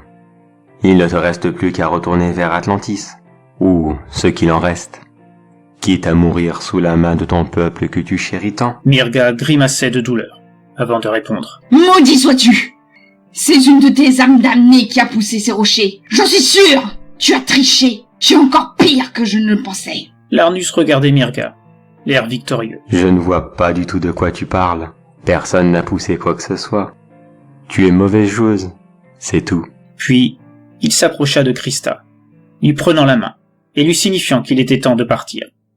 Krista pleurait à torrents, disant qu'elle voulait que sa maman vienne elle aussi, qu'elle ne voulait pas qu'elle reste ici et qu'elle meure. Larmus, conscient de ses larmes, demanda à ce qu'on libère Mirga de son piège, et lui ordonnant dans le même temps de partir loin de leur groupe. Une fois libérée, Mirga regarda Krista une dernière fois, elle aussi pleurant comme jamais elle ne l'avait fait auparavant. Puis elle se retourna et s'enfuit vers l'horizon sous-marin. Krista rouvrit soudain les yeux, se rendant compte qu'elle s'était assoupie un instant en se remémorant ses douloureux souvenirs. Observant autour d'elle la salle du trône, vide de tout occupant, semblant rassurée que personne ne l'ait vue ainsi, elle se leva du siège royal et sortit de la pièce, en direction de ses appartements. Au même moment, près du palais royal, des ombres se faufilaient, masquées par les buissons avoisinants, se préparant à une opération voulue par le chef de la résistance humaine, le général Weiss. Parlant à un de ses subordonnés, en charge de superviser l'une des attaques centrées sur les centres et usines de traitement de l'Empire, il demanda comment se passait ce leurre mis en place pour obliger Krista à affaiblir la sécurité du palais, pour prêter main forte aux différentes attaques perpétrées par de petits groupes. Un plan savamment mis en place, afin de s'attaquer directement à la tête pensante de l'Empire, Krista. Unité 3 ? Où en êtes-vous ? Tout se passe conformément à nos prédictions ? De l'autre côté de la ligne, un sergent lui affirma que tout se passait parfaitement bien, pendant que Weiss entendait des combats faisant rage derrière la voix de son interlocuteur. Les cris se substituaient aux explosions provoquées par des lancers de grenades en direction des troupes de l'Empire en face d'eux, parsemés de bruits de corps déchiquetés, de gorges arrachées et d'autres cris d'agonie, telle une horrible symphonie. Bien, c'est parfait. Krista et les siens n'en ont plus pour longtemps. Les petits groupes envoyés un peu partout ne résisteront certainement pas aux attaques des troupes de l'Empire, mais peu importe. C'est un mal nécessaire. Puis, sans attendre la réponse de son interlocuteur, il fit signe aux hommes faisant partie de son propre groupe de s'approcher en silence vers le palais pratiquement déserté. Seuls restaient quelques gardes devant les portes principales du palais, et à quelques endroits des jardins autour. Rassuré et voyant que le gros des gardes avait visiblement déjà été envoyé en renfort pour contrer les attaques de ces sections, il s'approcha un peu plus, lui et ses hommes, chacun suivant ses directives. Il ne fallut que quelques minutes pour que ces derniers parviennent à maîtriser et tuer discrètement les quelques gardes restés pour la surveillance du palais. Une fois les alentours de ce dernier nettoyés, il tenta de rappeler la section appelée quelques instants plus tôt. Mais cette fois, il n'y eut aucune réponse. Il appela aussi, chacune à leur tour, les autres sections faisant partie de l'opération. Mais aucun des 5 groupes ne répondit à ces appels. Il devenait clair qu'ils avaient déjà tous été décimés. Le temps pressait pour le général Weiss pour investir le palais et éliminer Krista et les autres. Il fit signe de la main à ses hommes de le suivre et entrèrent dans le palais, indiquant de faire vite. Weiss ne s'attendait pas à ce que les autres sections soient éliminées aussi rapidement. Chacun des membres de celle-ci était spécialisé dans les opérations commando. Ils n'avaient pas leur pareil en matière de combat rapproché. Mais face à de tels monstres qu'étaient les sirènes et tritons, le meilleur des entraînements humains ne valait plus bien grand-chose. Du coup, le timing qu'il avait prévu s'en trouvait fortement modifié, et il se devait d'accélérer la cadence pour l'invasion. Très vite, lui et ses hommes se trouvaient à l'intérieur, et se dirigeaient vers l'emplacement de la salle du trône, grâce à un plan obtenu par une taupe, installée au sein du personnel humain des proches de la reine. Le petit groupe, constitué de 4 hommes en plus de lui-même, se trouva très rapidement dans l'enceinte de la pièce, sans trouver la moindre résistance, si ce n'est 2 ou 3 gardes facilement éliminés. À la vérité, Weiss trouvait cela étrange qu'il y avait aussi peu de gardes à l'intérieur du palais. Certes, il avait fait en sorte que la majorité de ceux-ci soient envoyés en renfort aux attaqueurs, mais tout de même, c'était surprenant que Krista ait décidé d'en laisser un si petit nombre pour sa protection. Weiss comprit rapidement la raison de cette disparité curieuse. À peine entré dans la salle du trône, il aperçut une silhouette installée sur le siège royal. Et sans même réfléchir, il fit signe à ses hommes de lancer un tir groupé dans cette direction. La pièce s'emplit d'un bruit assourdissant de projectiles se fichant dans le corps immobile assis sur le trône. Le criblant de balles par dizaines. Tout du sang en pagaille ressortait de chaque blessure. Voyant le corps s'affalant sur le sol, Weiss ordonna d'arrêter de tirer, avant de s'avancer lentement vers le cadavre. Je dois avouer que je suis un peu déçu, chère reine Christa. Vous m'avez vraiment facilité le travail en laissant si peu de vos gardes sur place. Ce fut un vrai jeu d'enfant que de mettre fin à votre vie. Les humains vont enfin pouvoir reprendre le pouvoir, petit à petit. Les sirènes et les tritons vont être complètement déstabilisés avec votre mort. Mais à peine Weiss eut-il prononcé ces mots, que les portes derrière lui et ses hommes au fond de la pièce claquèrent, après que des dizaines de membres des troupes de Christa soient entrés, encerclant le groupe d'assassins. Puis, passant par une des autres portes, un homme s'approcha, applaudissant, tout en s'approchant du trône. D'un geste du pied, il fit rouler le corps rempli de blessures par balles vers le bas des escaliers, avant de s'asseoir.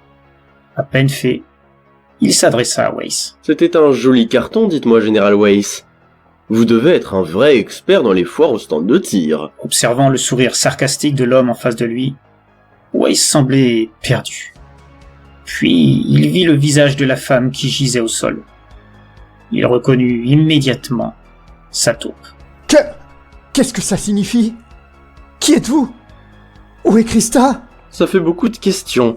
Mais je vais tâter d'éclairer votre petite lanterne insignifiante d'humain de bas étage, sans vouloir vous manquer de respect, Général. Là-dessus, l'homme s'approcha lentement, en direction du général Weiss. Ah, au fait, inutile de tenter de me tirer dessus. Ça ne ferait que vous précipiter dans votre propre mort.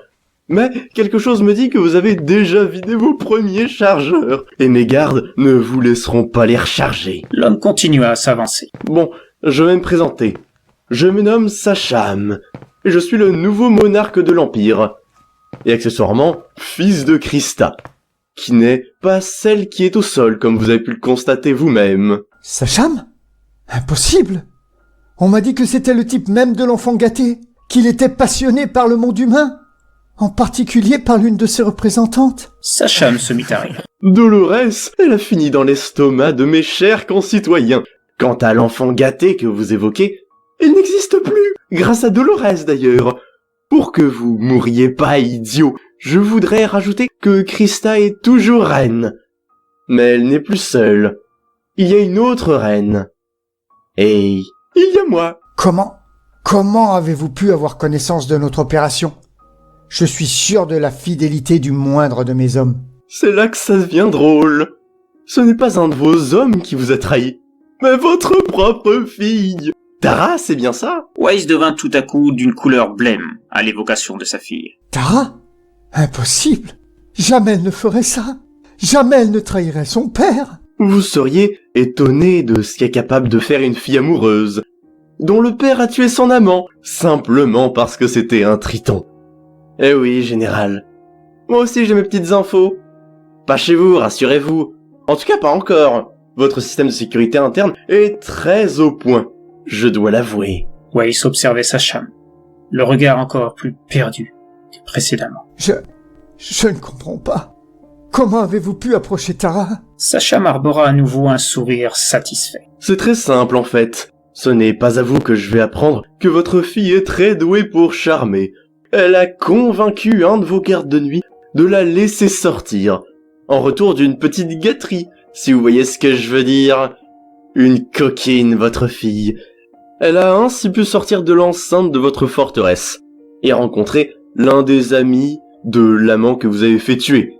Une fois pris leur relation, bon, j'imagine que, pour le voir à votre insu en sortant de la nuit, il doit y avoir plus d'un garde qui doit recevoir ses faveurs. Sacham continuait à s'avancer. C'est ainsi qu'elle a fait part de votre plan à ce triton, qui m'en a apporté tous les détails. Ne me demandez pas comment votre fille a réussi à connaître tout ça. J'en sais rien, et franchement, je m'en fous complètement. À cet instant, Christa et Scylla firent leur entrée à leur tour dans la pièce. Tout se passe bien, Sacham? Ce à quoi Christa rajouta: Bien évidemment, ce n'est pas mon fils pour rien. Il était évident que tout se passerait comme il l'avait prévu. Entendant ces mots, la fierté de Sacham lui fit faire une erreur. Il se retourna et esquissa une révérence pour remercier sa mère de ses mots. Profitant de ce petit moment d'inattention, Weiss mit la main à l'intérieur de son veston et en sortit un pistolet, avant de tirer plusieurs coups en direction de Krista et Scylla. Une balle atterrit dans l'épaule de cette dernière. La douleur la fit tomber en arrière, heurtant Emieux, avant de glisser au sol, un filet de sang coulant le long de son bras. Krista, elle, reçut 4 balles en plusieurs endroits du corps, dont une à proximité du cœur, le manquant de très peu. Elle s'affala sur le sol, laissant échapper une mare de sang tout autour d'elle, pendant que des gardes s'affairèrent afin de constater l'étendue de la blessure. Sacham, à la vue de sa mère et de Scylla blessés, explosa de colère. Tuez-les tous! Dévorez ces tas de viande! N'en laissez que des miettes! C'est votre roi qui vous l'ordonne! Puis il rajouta, à voix plus basse, « Mais laissez-moi Weiss. Je vais m'occuper personnellement de lui. Et plus tard, ce sera au tour de sa fille. » Weiss voulut tirer à nouveau, mais son pistolet s'enraya. Il le laissa tomber, pendant qu'il entendait derrière lui ses hommes se faire dévorer sur place par les gardes de Sacham. Livrant des bruits de mastication, de morsures, de morceaux de corps arrachés, emplirent tout l'espace de la pièce, laissant s'échapper des cris horribles de souffrance et d'agonie.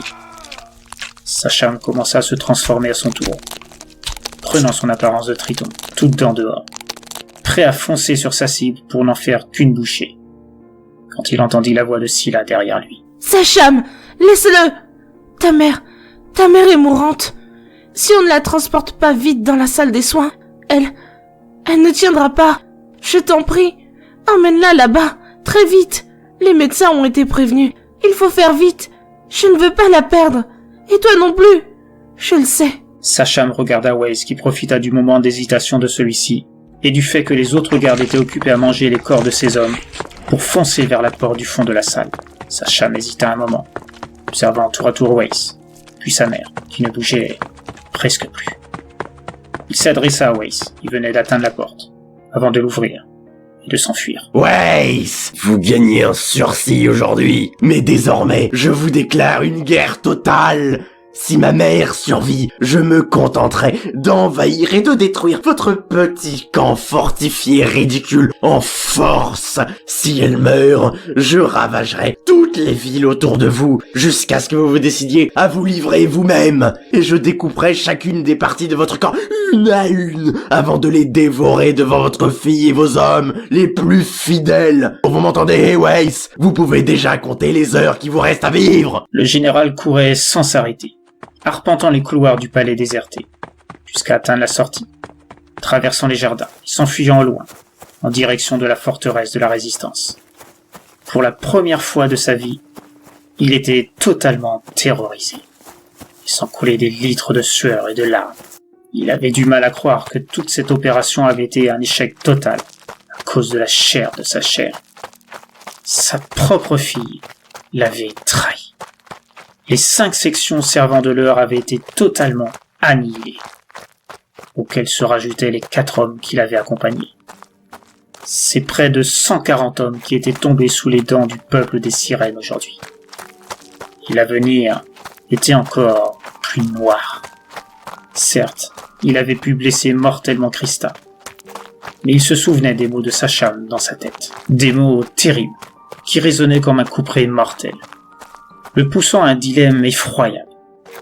Bien que cette idée le révulsait, il en était à espérer que Krista survivrait à ses blessures, afin que des innocents, des civils, ne subissent pas son erreur. Les prochains jours seraient déterminants dans ce sens. Il le savait. Et il ignorait encore quelle décision il devait prendre, entre le sacrifice volontaire ou se rendre coupable de milliers de morts par lâcheté.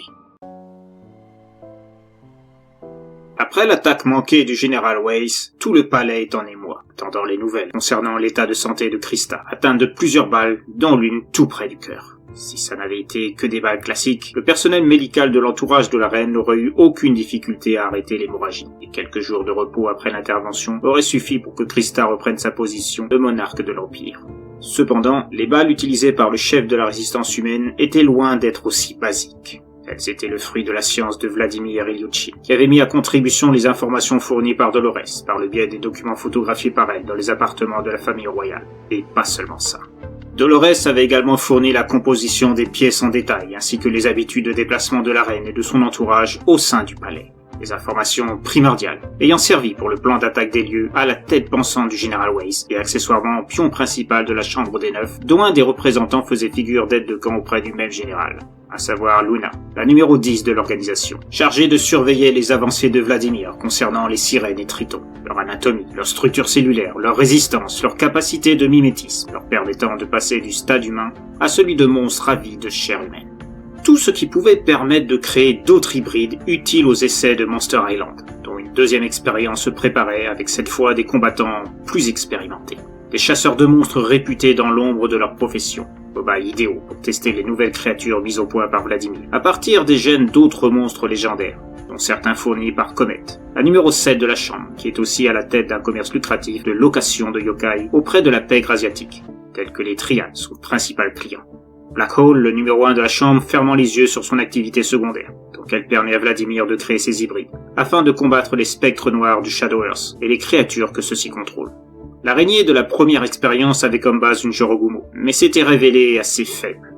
Grâce aux données recueillies sur les sirènes et tritons et leur association à des yokai plus puissants, Vladimir serait en mesure de créer d'autres monstres plus à même de résister à des ripostes comme l'avaient fait les youtubeurs pour le premier essai de l'île. Et surtout, les informations obtenues grâce à Dolores avaient permis aux scientifiques de créer des balles spéciales, capables de déstructurer l'ADN des sirènes et des tritons, en affaiblissant la vitesse de régénération de leurs cellules et bloquant leur capacité de se transformer de manière exponentielle. En gros, ces balles, une fois dans le corps de leur cible, fondaient, libérant une substance qui s'attaquait directement au système sanguin et modifiait l'ADN, tout en provoquant une forme d'anémie irréversible, pouvant conduire à l'affaiblissement, puis la mort de la personne touchée. Par mesure de précaution en cas d'utilisation vers des cibles humaines, cette substance n'agissait que sur des ADN et du sang à la structure moléculaire inhumaine, c'est-à-dire ayant plus de 6 composants dans sa géométrie autour de l'atome central de la molécule. Pour déterminer cette différence, la substance est dotée de nanorobots, capables de calculer cette différence dans les molécules du corps dans lequel ils ont été implantés. C'était une arme redoutable pour les sirènes, car elle pouvait les empêcher de se transformer en leur véritable forme et détruisait leur système immunitaire dans le même temps. La mort, à plus ou moins long terme, devenait de ce fait inéluctable pour la cible, quelle que soit sa capacité de résistance. Et aucun médicament ou traitement n'était en mesure de contrer les effets de la substance, la MDV38, soit Molecular Destructuration Virus, ou virus de déstructuration moléculaire. Le nombre 38 correspondant au nombre d'essais qu'il avait fallu à Vladimir pour la mettre au point, grâce à ses cobayes, généreusement fournis par le général Weiss au sein de son laboratoire dans la forteresse de la résistance humaine. Le général Weiss n'avait pas tout compris les explications de Vladimir quand ce dernier lui en avait fait part, en dehors du fait qu'atteindre Krista était primordial pour espérer atteindre le moral du peuple sirène et permettre des attaques frontales groupées par la suite, face à des combattants déstabilisés par la perte de leur reine. Scylla avait pu échapper au même mal que Krista car la balle ayant atteint son épaule avait traversé celle-ci. Il n'avait donc pu déverser sa substance à l'intérieur de son corps. Pour Krista, qui avait été atteinte par 4 balles, son état de santé risquait de se détériorer de manière extrêmement rapide, du fait de l'afflux massif d'AMV38 dans son corps. Sans compter que, ignorant la particularité de ces balles reçues par leur reine, les médecins de l'Empire étaient dépassés par le mal dont souffrait Krista, qui ne comprenait pas. Ils avaient retiré des résidus de balles et avaient soigné les blessures, mais ne comprenaient pas que son état ne s'améliorait pas, et même s'aggravait à chaque minute qui passait. Ce qui énervait fortement Sacha, doutant des capacités de ces mêmes médecins. Oh, bande d'incapables! Comment pouvez-vous vous prétendre médecin alors que vous n'êtes même pas foutu de soigner une simple blessure par balle? Êtes-vous si incompétent que je dois faire appel à des humains pour soigner ma mère? Scylla, malgré son bandage couvrant son épaule, tentait de raisonner Sacha. Calme-toi, Sacham. Ils font ce qu'ils peuvent. Peut-être que la balle a atteint quelque chose qui n'a pas encore été décelé. Scylla réfléchissait un instant, avant de reprendre. Ou bien alors, je ne m'y connais pas beaucoup en science. Mais il y a peut-être quelque chose qui empêche la guérison de la reine. Sacham, interrogatif, demandait à Scylla d'exposer ce qu'elle pensait. Autre chose? Explique-toi, Scylla, à quoi penses-tu? Dis-moi ce que tu pourrais savoir que les meilleurs médecins de l'Empire ignorent. N'osant parler, sans doute de peur d'être moqué par Sacham, Scylla prit son courage à deux mains et exposa sa théorie. Eh bien, peut-être que ces balles n'étaient pas des balles ordinaires. Peut-être y avait-il un produit à l'intérieur qui est à l'origine du mal dont souffre la reine. Un produit qui nous est inconnu, car créé par un génie scientifique de haut niveau. Sacham se mit à rire. C'est ridicule! Si un tel produit capable de rendre une sirène dans un tel état existait, j'en serais au courant et les médecins l'auraient déjà trouvé, même s'ils sont particulièrement incapables et incompétents. Les appareils ne mentent pas. Un tel produit aurait immédiatement été révélé. Sauf si le ledit produit s'est mélangé à la structure moléculaire et est de ce fait indétectable, à moins d'étudier la structure ADN de la reine. À la lumière de cette révélation, le visage de Sacham s'illumina avant de s'adresser au médecin. Vous avez entendu ce qu'a dit votre reine? Étudiez en profondeur l'ADN de ma mère et trouvez s'il y a quelque chose qui cloche qui pourrait expliquer son état. Et surtout, trouvez comment y remédier. À moins que je ne doive faire remplacer par d'autres médecins plus capables et me servir de vos corps comme plat principal pour mon dîner. Cela fait des années que notre peuple ne s'adonne plus au cannibalisme sur des membres de notre espèce. Depuis la création de l'Empire. Mais je pourrais faire une exception pour vous. À ces mots, les médecins s'affairèrent à transporter Christa dans une des ailes du palais royal, où il pourrait faire les examens nécessaires pour faire suite à l'idée fournie par Scylla. Et bientôt, la reine fut enlevée de son lit avant d'être positionnée sur un brancard, puis emmenée vers les laboratoires de l'aile scientifique. Sacham, l'air anxieux, les regarda partir, non sans les haranguer pour leur donner plus de motivation. Et j'exige un rapport de votre part toutes les demi-heures, afin de me tenir au courant de vos découvertes. Bougez-vous! C'est la vie de votre reine qui est en jeu! Les médecins hochèrent de la tête, puis continuèrent leur chemin, à travers les couloirs du palais. Une fois ceux-ci partis, Sacham s'adressa à Scylla. Tu ne m'avais pas dit que tu avais de telles connaissances. Je suis impressionné. Scylla rougissait, heureuse dans le même temps de voir un élément d'elle intéresser celui qu'elle aimait. Elle se disait que c'était peut-être un premier pas vers une relation plus tendre entre elle et lui, et surtout plus proche des désirs qu'elle attendait de son roi. Eh bien, disons que nous n'avons pas vraiment eu l'occasion d'en parler. Tu étais tellement distant avec moi depuis notre mariage que je ne savais pas comment aborder certains sujets, de peur que cela ne ferait qu'accentuer ton désintérêt pour moi. Sacham afficha un air dépité, comme conscient du mal causé à Scylla. Je dois avouer que j'ai été injuste avec toi. Je n'ai jamais pris le temps de discuter de tes centres d'intérêt. Je pensais que seul ce qui concernait l'Empire avait de l'importance, et je t'ai délaissé. J'en suis désolé. Scylla, touchée par les mots de Sacham, montra un grand sourire. Non, ne sois pas désolé. Je comprends ta position, tes choix, même si cela m'a fait du mal. S'il n'y avait pas eu la reine pour me réconforter dans ces moments-là, je ne sais pas si j'aurais supporté cette situation très longtemps. Sacham s'approcha d'elle, lui tenant le menton, fixant son regard, avant de s'adresser à elle. Ça n'arrivera plus. Je veux dire que plus jamais je ne te laisserai de côté. Tu es ma reine. Je n'ai pas le droit de te mettre derrière les préoccupations politiques et militaires. Avant de rajouter, une fois que ma mère sera remise, grâce à tes indications, tu te joindras à moi pour forcer cette ordure du général Weiss à sortir de sa minable forteresse. Je lui ai lancé un ultimatum, et j'entends bien le décider à le respecter. S'il ne veut pas voir ma colère se déverser sur les villes proches de son trou à rats. Scylla, les larmes aux yeux du fait de cette déclaration, ne put s'empêcher de joindre ses bras autour du cou de Sacham et de l'embrasser tendrement, heureuse de voir son rêve d'obtenir les sentiments de celui qu'elle aimait depuis si longtemps s'accomplir enfin. Pendant ce temps, à plusieurs kilomètres de là, le général Weiss était parvenu à rejoindre la forteresse de la résistance humaine. À peine arrivé, il donna des instructions à ses hommes. Tara! Où est-elle? Je veux que vous la cherchiez immédiatement. Et une fois que vous l'aurez trouvée, enfermez-la dans une cellule. Elle nous a trahis. Elle a trahi son peuple. Je ne peux pas laisser passer ça. Même si elle est ma fille, elle doit comprendre qu'elle ne peut pas faire n'importe quoi sans en subir les conséquences. Obéissant aux ordres de leur général, plusieurs soldats se mirent à parcourir la forteresse à la recherche de Tara. Weiss, épuisé, se rendit à son bureau, réfléchissant à ce qu'il devait faire la concernant.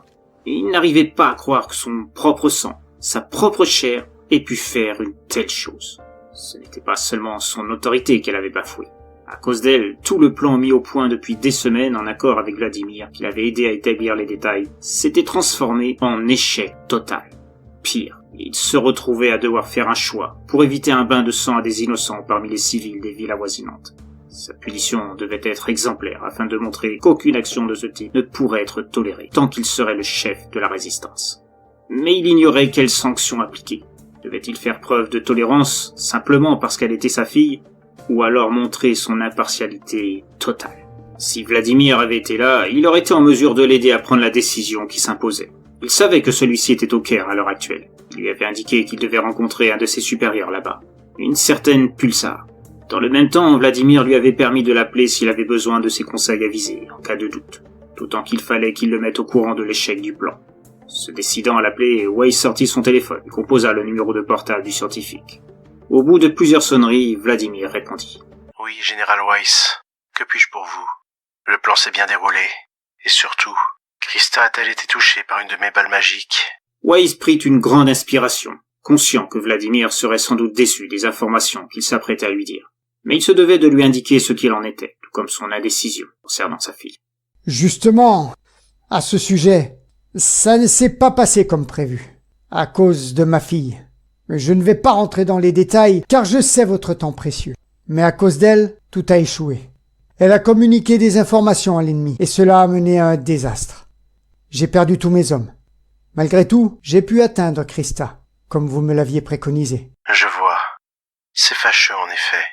Cependant, si Christa a été touchée, en ce moment, la MV-38 est en train de la tuer à petit feu. Et il ne faudra pas longtemps avant que son décès soit confirmé. Ce qui devrait complètement déstabiliser l'ennemi. Eh bien, à ce propos, il y a un autre imprévu. Sacham, le freluquet amoureux de Dolores, a nettement changé de mentalité. Il est devenu roi à son tour, et n'est plus du tout le même qu'avant. Sans doute dû à la disparition de Dolores. Vu qu'il n'y a plus trace d'elle, je suppose que son rôle a été découvert, ce qui a dû changer la position de l'ancien transi d'amour en ce qui concerne les humains. Et a-t-il montré des signes de reprendre efficacement le flambeau? Ou bien n'a-t-il en sa possession qu'un simple titre de gloire, offert par sa mère? Je peux vous assurer qu'il est au moins aussi cruel, si ce n'est plus, que Christa. C'est un stratège hors pair. J'ai honte de l'avouer, mais il est très doué dans ce domaine. Et son tempérament fait qu'il pourrait s'avérer encore plus dangereux que Christa. Voilà qui est embêtant. Du coup, la mort de Christa ne changera rien. Il va falloir revoir nos plans. Je termine ce que j'ai à faire ici au Caire, et je tâcherai de revenir le plus vite possible pour que nous étudions cela ensemble. Y a-t-il autre chose que vous voulez me demander, Général Weiss? Weiss sembla hésiter, un peu gêné de demander à Vladimir quoi faire concernant sa fille. Il hésita, puis finalement se décida à lui faire part de ses doutes. Eh bien, en fait, je me demandais si vous sauriez me guider pour ce que je dois faire concernant ma fille, Tara. Je n'ai jamais été très proche d'elle, mais elle reste ma fille. Cependant, je ne peux pas laisser impuni son acte de trahison. Pour n'importe qui d'autre, j'aurais déjà monté le peloton d'exécution. Mais ma fille, quel père serais-je si je le faisais pour elle? Vladimir resta silencieux un instant, donnant l'impression de réfléchir à la meilleure réponse à apporter au général. Puis il reprit. N'étant pas père, il me serait difficile d'orienter votre choix. Néanmoins, en tant que scientifique, je peux vous dire ceci. Supposons qu'un corps se retrouve avec une tumeur bénigne en lui. Afin d'éviter que celle-ci se transforme en cancer et touche la majorité des fonctions vitales du corps, il est nécessaire de l'éliminer avant toute complication. Cela évite au corps de subir des dommages mortels pour l'ensemble des autres parties de ce qui le constitue. C'est un sacrifice nécessaire. Je pense que cette manière de penser peut s'appliquer à un usage militaire. Dites-vous que la tumeur est votre fille, et le corps, l'espèce humaine, et vous aurez mon avis sur la question. Ne comprenant que trop bien les allusions de Vladimir, le général Weiss le remercia avant de raccrocher, les larmes aux yeux. Il voulut malgré tout donner une dernière chance à Tara de justifier son acte et appela le service carcéral afin de savoir si sa fille avait été trouvée et avait été conduite en cellule. Ayant eu confirmation que cela était le cas, Weiss sortit de son bureau et se rendit là où sa fille avait été incarcérée, sur ses ordres. À son arrivée, celle-ci montra immédiatement des signes belliqueux à son encontre. Comment as-tu pu oser me mettre en tôle? C'est ça l'image du père que tu veux donner? Tu es exactement comme maman disait en fin de compte. Je t'interdis de salir la mémoire de ta mère. Tu ignores ce que j'ai ressenti à sa mort. Et là n'est pas la question. Si je t'ai fait enfermer, c'est parce que tu t'es rendu coupable de trahison. Tu as donné des informations à l'ennemi qui ont conduit à l'échec de la mission que j'avais élaborée avec Vladimir. Tara se mit à ricaner, comme si elle s'attendait à cette réponse. Vladimir, mais vous faites la paire tous les deux. Il est au moins aussi inhumain que tu l'as été avec maman. Et tu ne m'empêcheras pas de parler d'elle. J'en ai rien à foutre de ce que tu penses que j'ai fait. C'est toi qui as lancé les hostilités en tuant mon fiancé. Simplement parce que c'était un triton. Et pour toi, pactiser avec un ennemi, c'est normal ? Si je l'ai fait exécuter, c'est parce qu'il se servait de toi pour obtenir des informations sur la sécurité de la forteresse. Il se moquait pas mal de ce que tu ressentais. Tu ne sais pas ce que je sais. Ben voyons, faut toujours que tu trouves une justification à tes actes. Et pour maman, le fait qu'elle se soit suicidée parce que tu prenais plus d'importance à t'occuper des autres plutôt qu'elle, ça te pose pas de problème de conscience? Par moments, j'ai honte d'être ta fille. Tu n'imagines même pas. La colère monta alors en Weiss, à l'évocation de sa fille sur ses douloureux souvenirs. Tu dépasses les bornes. J'ai voulu te laisser une chance d'échapper à ton sort, mais tu viens de la gâcher. Je n'aurai pas de remords à t'exécuter pour punir ton acte de trahison. Tara riait, montrant un air de soulagement à son père, qui restait impassible à son attitude, à son encontre. Tu veux me tuer? Eh bien, on peut dire que t'es pas près d'avoir la médaille du père idéal. Tu as beau avoir tes belles décorations, tu n'en restes pas moins une ordure. Tu croyais quoi? Que j'allais pleurnicher en m'annonçant ça? Que j'allais te dire « Oh non, papa, ne me tue pas !» Eh ben c'est raté. Je m'en fous complètement. Et je vais même te dire, je vais être soulagée. Je verrai plus ta tronche de merde devant moi. Je n'aurai plus à pleurer devant une photo de maman, ou à sucer les queues de tes petits soldats pour pouvoir me libérer la tête en sortant là où il y a la vraie vie. Weiss, impassible, se contenta de répondre. L'exécution aura lieu demain matin, à 10h. Si tu as une dernière volonté à demander, c'est maintenant que tu dois le dire. Tara se mit à rire de plus belle. Ma dernière volonté? Je l'aurai demain, à 10h, en n'étant plus ta fille. Mais un tas de viande au sol, après avoir été tuée par tes marionnettes. Celle-là même qui ignore le connard que tu es. Retenant ses larmes, Weiss ne voulut pas répondre aux nouvelles provocations de Tara. Il se contenta de tourner les talons et de revenir vers son bureau, pendant que sa fille l'insultait de plus belle dans son dos. Ce soir-là, il ne parvint pas à dormir. Trop de questions tournaient dans sa tête. Il repensait aux paroles de Tara au sujet de sa femme. Il ne comptait plus le nombre de disputes qu'il avait eues avec elle, lui reprochant de ne pas être assez présent à leur foyer, préférant les temps de froid des manœuvres militaires à la chaleur de son foyer. C'est Tara qui avait découvert le corps pendu de sa mère en rentrant de l'école. Elle avait 8 ans à l'époque. C'était le père d'une de ses camarades de classe qui l'avait raccompagnée, sa mère n'étant pas venue la chercher comme elle en avait l'habitude, et pour cause. Sur le corps, il y avait un papier avec quelques mots griffonnés. « Prends soin de Tara. Moi, je n'ai plus la force de continuer à vivre avec un fantôme. » Le jour des funérailles, il n'avait pas versé de larmes, alors que Tara était en pleurs. Il avait dû la retenir, car elle voulait rejoindre sa mère, n'arrêtant pas par la suite de dire à Weiss qu'il était un méchant papa et qu'elle le détestait.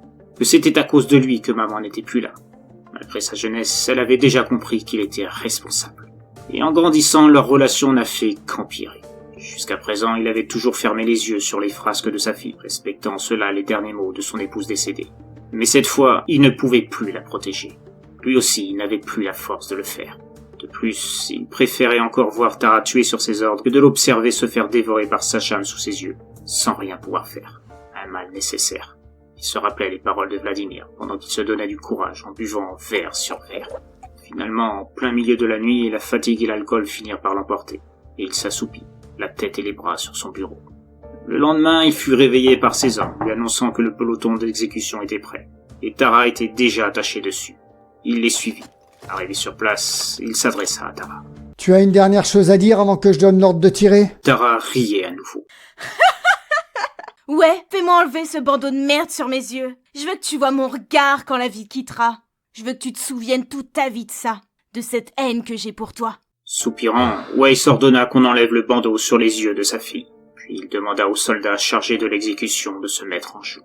Il observa une dernière fois le visage ricanant de Tara, qui le défiait toujours, avec l'arrogance qui la caractérisait. Puis ordonna de tirer. Un long silence suivit les tirs. Weiss ordonna à ses hommes de quitter l'aire d'exécution. Voyant 2 d'entre eux affairés à retirer les liens du corps sans vie de Tara, il intervint. « Non! Laissez son corps sur place jusqu'à ce soir. Je veux qu'il serve d'exemple à tout le monde ici présent. Je veux que tout soldat qui aurait l'envie de trahir notre espèce se souvienne que je serai sans pitié pour un tel acte, comme je l'ai fait pour ma propre fille. » Les soldats s'exécutèrent et laissèrent le corps attaché. Quand soudain, un autre courait vers le général Weiss pour lui annoncer une attaque massive de sirènes et de tritons envers 2 villes proches. Toute la population des 2 cités avait été massacrée, sans pitié, laissant que désolation et morts par centaines, derrière une armée semblant se diriger droit vers la forteresse. Ça ne pouvait signifier qu'une seule chose. Krista était morte, et Sacham venait pour accomplir sa promesse de tout détruire avant de s'occuper de lui. Weiss ordonna à tous ses hommes de se tenir prêts à combattre l'armée de Sacham.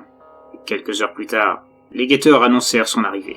Weiss se posta sur une des tours de guet et put voir l'ampleur de cette dernière. Jamais il n'avait vu un tel déploiement de sirènes et de tritons réunis au même endroit. C'était comme si le paysage tout entier avait laissé sa place pour le passage de cette armée de morts. En comparaison, Attila et les Huns n'auraient pu être considérés que comme une poussière, tellement cette armée-là dépassait tout ce qu'il avait pu voir en quantité de soldats. L'armada était arrivée au pied de la forteresse. Il reconnut Sacham à leur tête, qui se mit à parler par le biais d'un porte-voix. Weiss, vous m'entendez? Je le sais.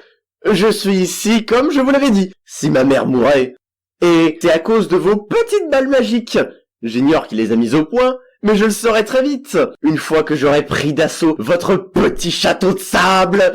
Et je le dévorerai, lui aussi, pour l'empêcher d'en fabriquer d'autres. Weiss demanda qu'on lui amène un porte-voix, lui aussi, afin de répondre à Sacham, qui avait à ses côtés la femme qu'il pensait avoir touchée d'une balle, elle aussi, celle que Sacham désignait comme sa reine. La balle devait avoir traversé l'épaule. C'était la seule explication pour qu'elle soit encore en vie également. Celui dont vous parlez n'est pas ici, mais je voudrais vous adresser une requête, si vous l'acceptez. Sacham, adressant un sourire à Scylla à ses côtés, avant de regarder à nouveau vers l'endroit où se trouvait le général Weiss, répondit à son tour. Vous me ferez toujours rire, Weiss, avoir le culot de me demander une requête dans votre position. J'admire votre courage. Rien que pour le fun. Allez, dites toujours. Sacham, le sourire aux lèvres alors qu'il s'apprêtait à donner le signe de l'assaut, prit le temps d'écouter Weiss, qui reprit la parole. C'est moi que vous voulez avant tout. Alors, donnez-moi votre parole de laisser la vie à tous ceux ici présents contre ma vie. Je me rends, et vous serez libre de me démembrer en autant de morceaux que vous voudrez. Sacham se mit à rire immédiatement, puis répondit. Ah, c'est dommage que vous allez mourir aujourd'hui, Weiss. Dans d'autres circonstances, je vous aurais pris comme bouffon au palais. Mais là, voyez-vous, je suis un peu moins d'humeur à la plaisanterie. Mais attendez, je vais réfléchir un peu à votre proposition. Sacham fit mine de réfléchir, mettant ses doigts sur son front. Puis, les enlevant, il s'adressa à nouveau au général Weiss, en souriant d'un air sarcastique. Ça y est, j'ai réfléchi. C'est non. Puis, levant le bras droit et regardant ces hommes qui n'attendaient que ce geste pour passer à l'attaque, il s'apprêtait à la baisser quand la sonnerie d'un téléphone se mit à retentir. Comprenant qu'il s'agissait du sien, il demanda à Scylla de répondre, ce qu'elle fit, demandant ce qu'il en était. Seuls les médecins du palais avaient son numéro. Il attendit la fin de la conversation, fut surpris de voir des larmes couler sur les joues de sa reine. Celle-ci s'adressait à lui. Sacham, je ne sais pas comment te dire ça. Ta mère, la reine, elle est en vie. En tout cas, c'est ce que les médecins m'ont dit. Si c'est une blague de leur part, je ne la trouve pas drôle du tout. J'ai vu son corps, sans vie, de mes yeux.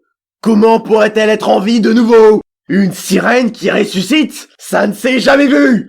Tu es sûr que c'est bien un des médecins royaux qui t'a dit ça? Devant l'assurance de Scylla, Sacham dut se rendre à l'évidence de la probabilité que sa mère, bien qu'il ne comprît pas comment, soit revenue à la vie. Mais pour lui, cette nouvelle, bien que réjouissante, ne changeait rien à ses objectifs, qui étaient d'écraser la résistance humaine. Il était sur le point de donner l'ordre d'attaquer quand Scylla, les yeux emplis à la fois de surprise et de terreur, lui montra du doigt des silhouettes semblant se placer tout autour de leur armée. Sacham, d'où viennent ces soldats tout autour? Je croyais que les humains étaient retranchés derrière la forteresse. Sacham devait se rendre à l'évidence. Comme le disait Scylla, une masse de soldats encore plus nombreuse que leur armée les encerclait. Mais plus encore que ce mouvement de troupes imprévu, il sentait quelque chose d'étrange émanant d'eux. Qu'est-ce que ça veut dire? Ce ne sont pas des humains, ce sont des sirènes et des tritons. Mais ce sont des nôtres, c'est un autre clan. Ma mère ne m'a jamais parlé d'un autre clan ennemi existant. Je pensais que nous étions les seuls. Puis, s'adressant au général Weiss. Weiss! J'ignore comment vous avez réussi ce tour de magie. Mais je ne peux qu'applaudir. Je suppose que c'est le même scientifique à l'origine de vos balles anti-sirènes qui est le responsable. Bien que l'idée le dégoûtât, il ne pouvait que se résoudre à renoncer à l'assaut, au vu de ses troupes en supériorité numérique les entourant. La mort dans l'âme, il s'adressa à nouveau au général. Vous gagnez cette fois, Weiss. Vous féliciterez de ma part votre sorcier son tour de passe-passe. Mais ce n'est que partie remise. Aujourd'hui, je me retire, mais je n'abandonne pas pour autant la guerre. Je vais réunir l'armée la plus puissante que vous n'ayez jamais vue, et je vous écraserai, vous et vos nouvelles recrues. Et au vu des nouvelles que je viens de recevoir, il se pourrait que vous ayez une surprise de taille quand je reviendrai pour vous anéantir. Juste après cette tirade, Sacham ordonna le retrait des troupes. L'armée du roi des sirènes dut repartir sans avoir pu accomplir ce pourquoi elle était venue, retournant vers leur lieu de départ, aux abords du palais royal. Au bout de quelques instants, elle disparut, sous les yeux du général Weiss, observant ses alliés inattendus. Puis il reçut un message sur son portable lui demandant de venir dans son bureau pour avoir des réponses aux questions qu'il devait se poser en ce moment. Intrigué, il demanda à ses hommes de continuer à observer l'armée salvatrice, qui avait permis d'être sauvée in extremis avant de se rendre à son bureau. Une fois sur place, il aperçut une silhouette installée sur son fauteuil. Fermez la porte, Général Weiss. Je préfère que notre conversation reste d'ordre privé pour l'instant. Bien que sur la défensive, Weiss s'exécuta, s'adressa ensuite à la silhouette devant lui. Qui êtes-vous? Comment êtes-vous entré ici? Et surtout, qu'est-ce que vous voulez? La voix reprit. Allons, allons, Général. Est-ce ainsi qu'on s'adresse à celle qui vient de vous sauver la vie, vous et vos hommes? Ce n'est pas très poli. Puis, la silhouette sortit de l'ombre, se révélant à la lumière, et montrant les traits d'une femme. Une femme qui lui rappelait quelqu'un qu'il connaissait malheureusement bien, et qui était la cause de la résistance. Si vous posez la question, et je sais que c'est le cas, oui, j'ai un certain lien de parenté avec Krista. Et Sacham aussi, puisqu'il s'agit de ma fille et de mon petit-fils. Éberlué par la surprise de cette révélation, Weiss parvint tout juste à bredouiller. Quoi? Vous êtes la mère de Krista? Mais je croyais qu'elle était morte depuis des années. La femme s'assit sur le devant du bureau de Weiss, souriant à ses mots. Chaque chose en son temps, Général Weiss. Je vous dirai tout ce dont vous devez savoir. Mais laissez-moi d'abord me présenter. Je me nomme Mirga, reine de la Nouvelle-Atlantis, et je viens vous aider, vous et votre peuple, à retrouver votre liberté.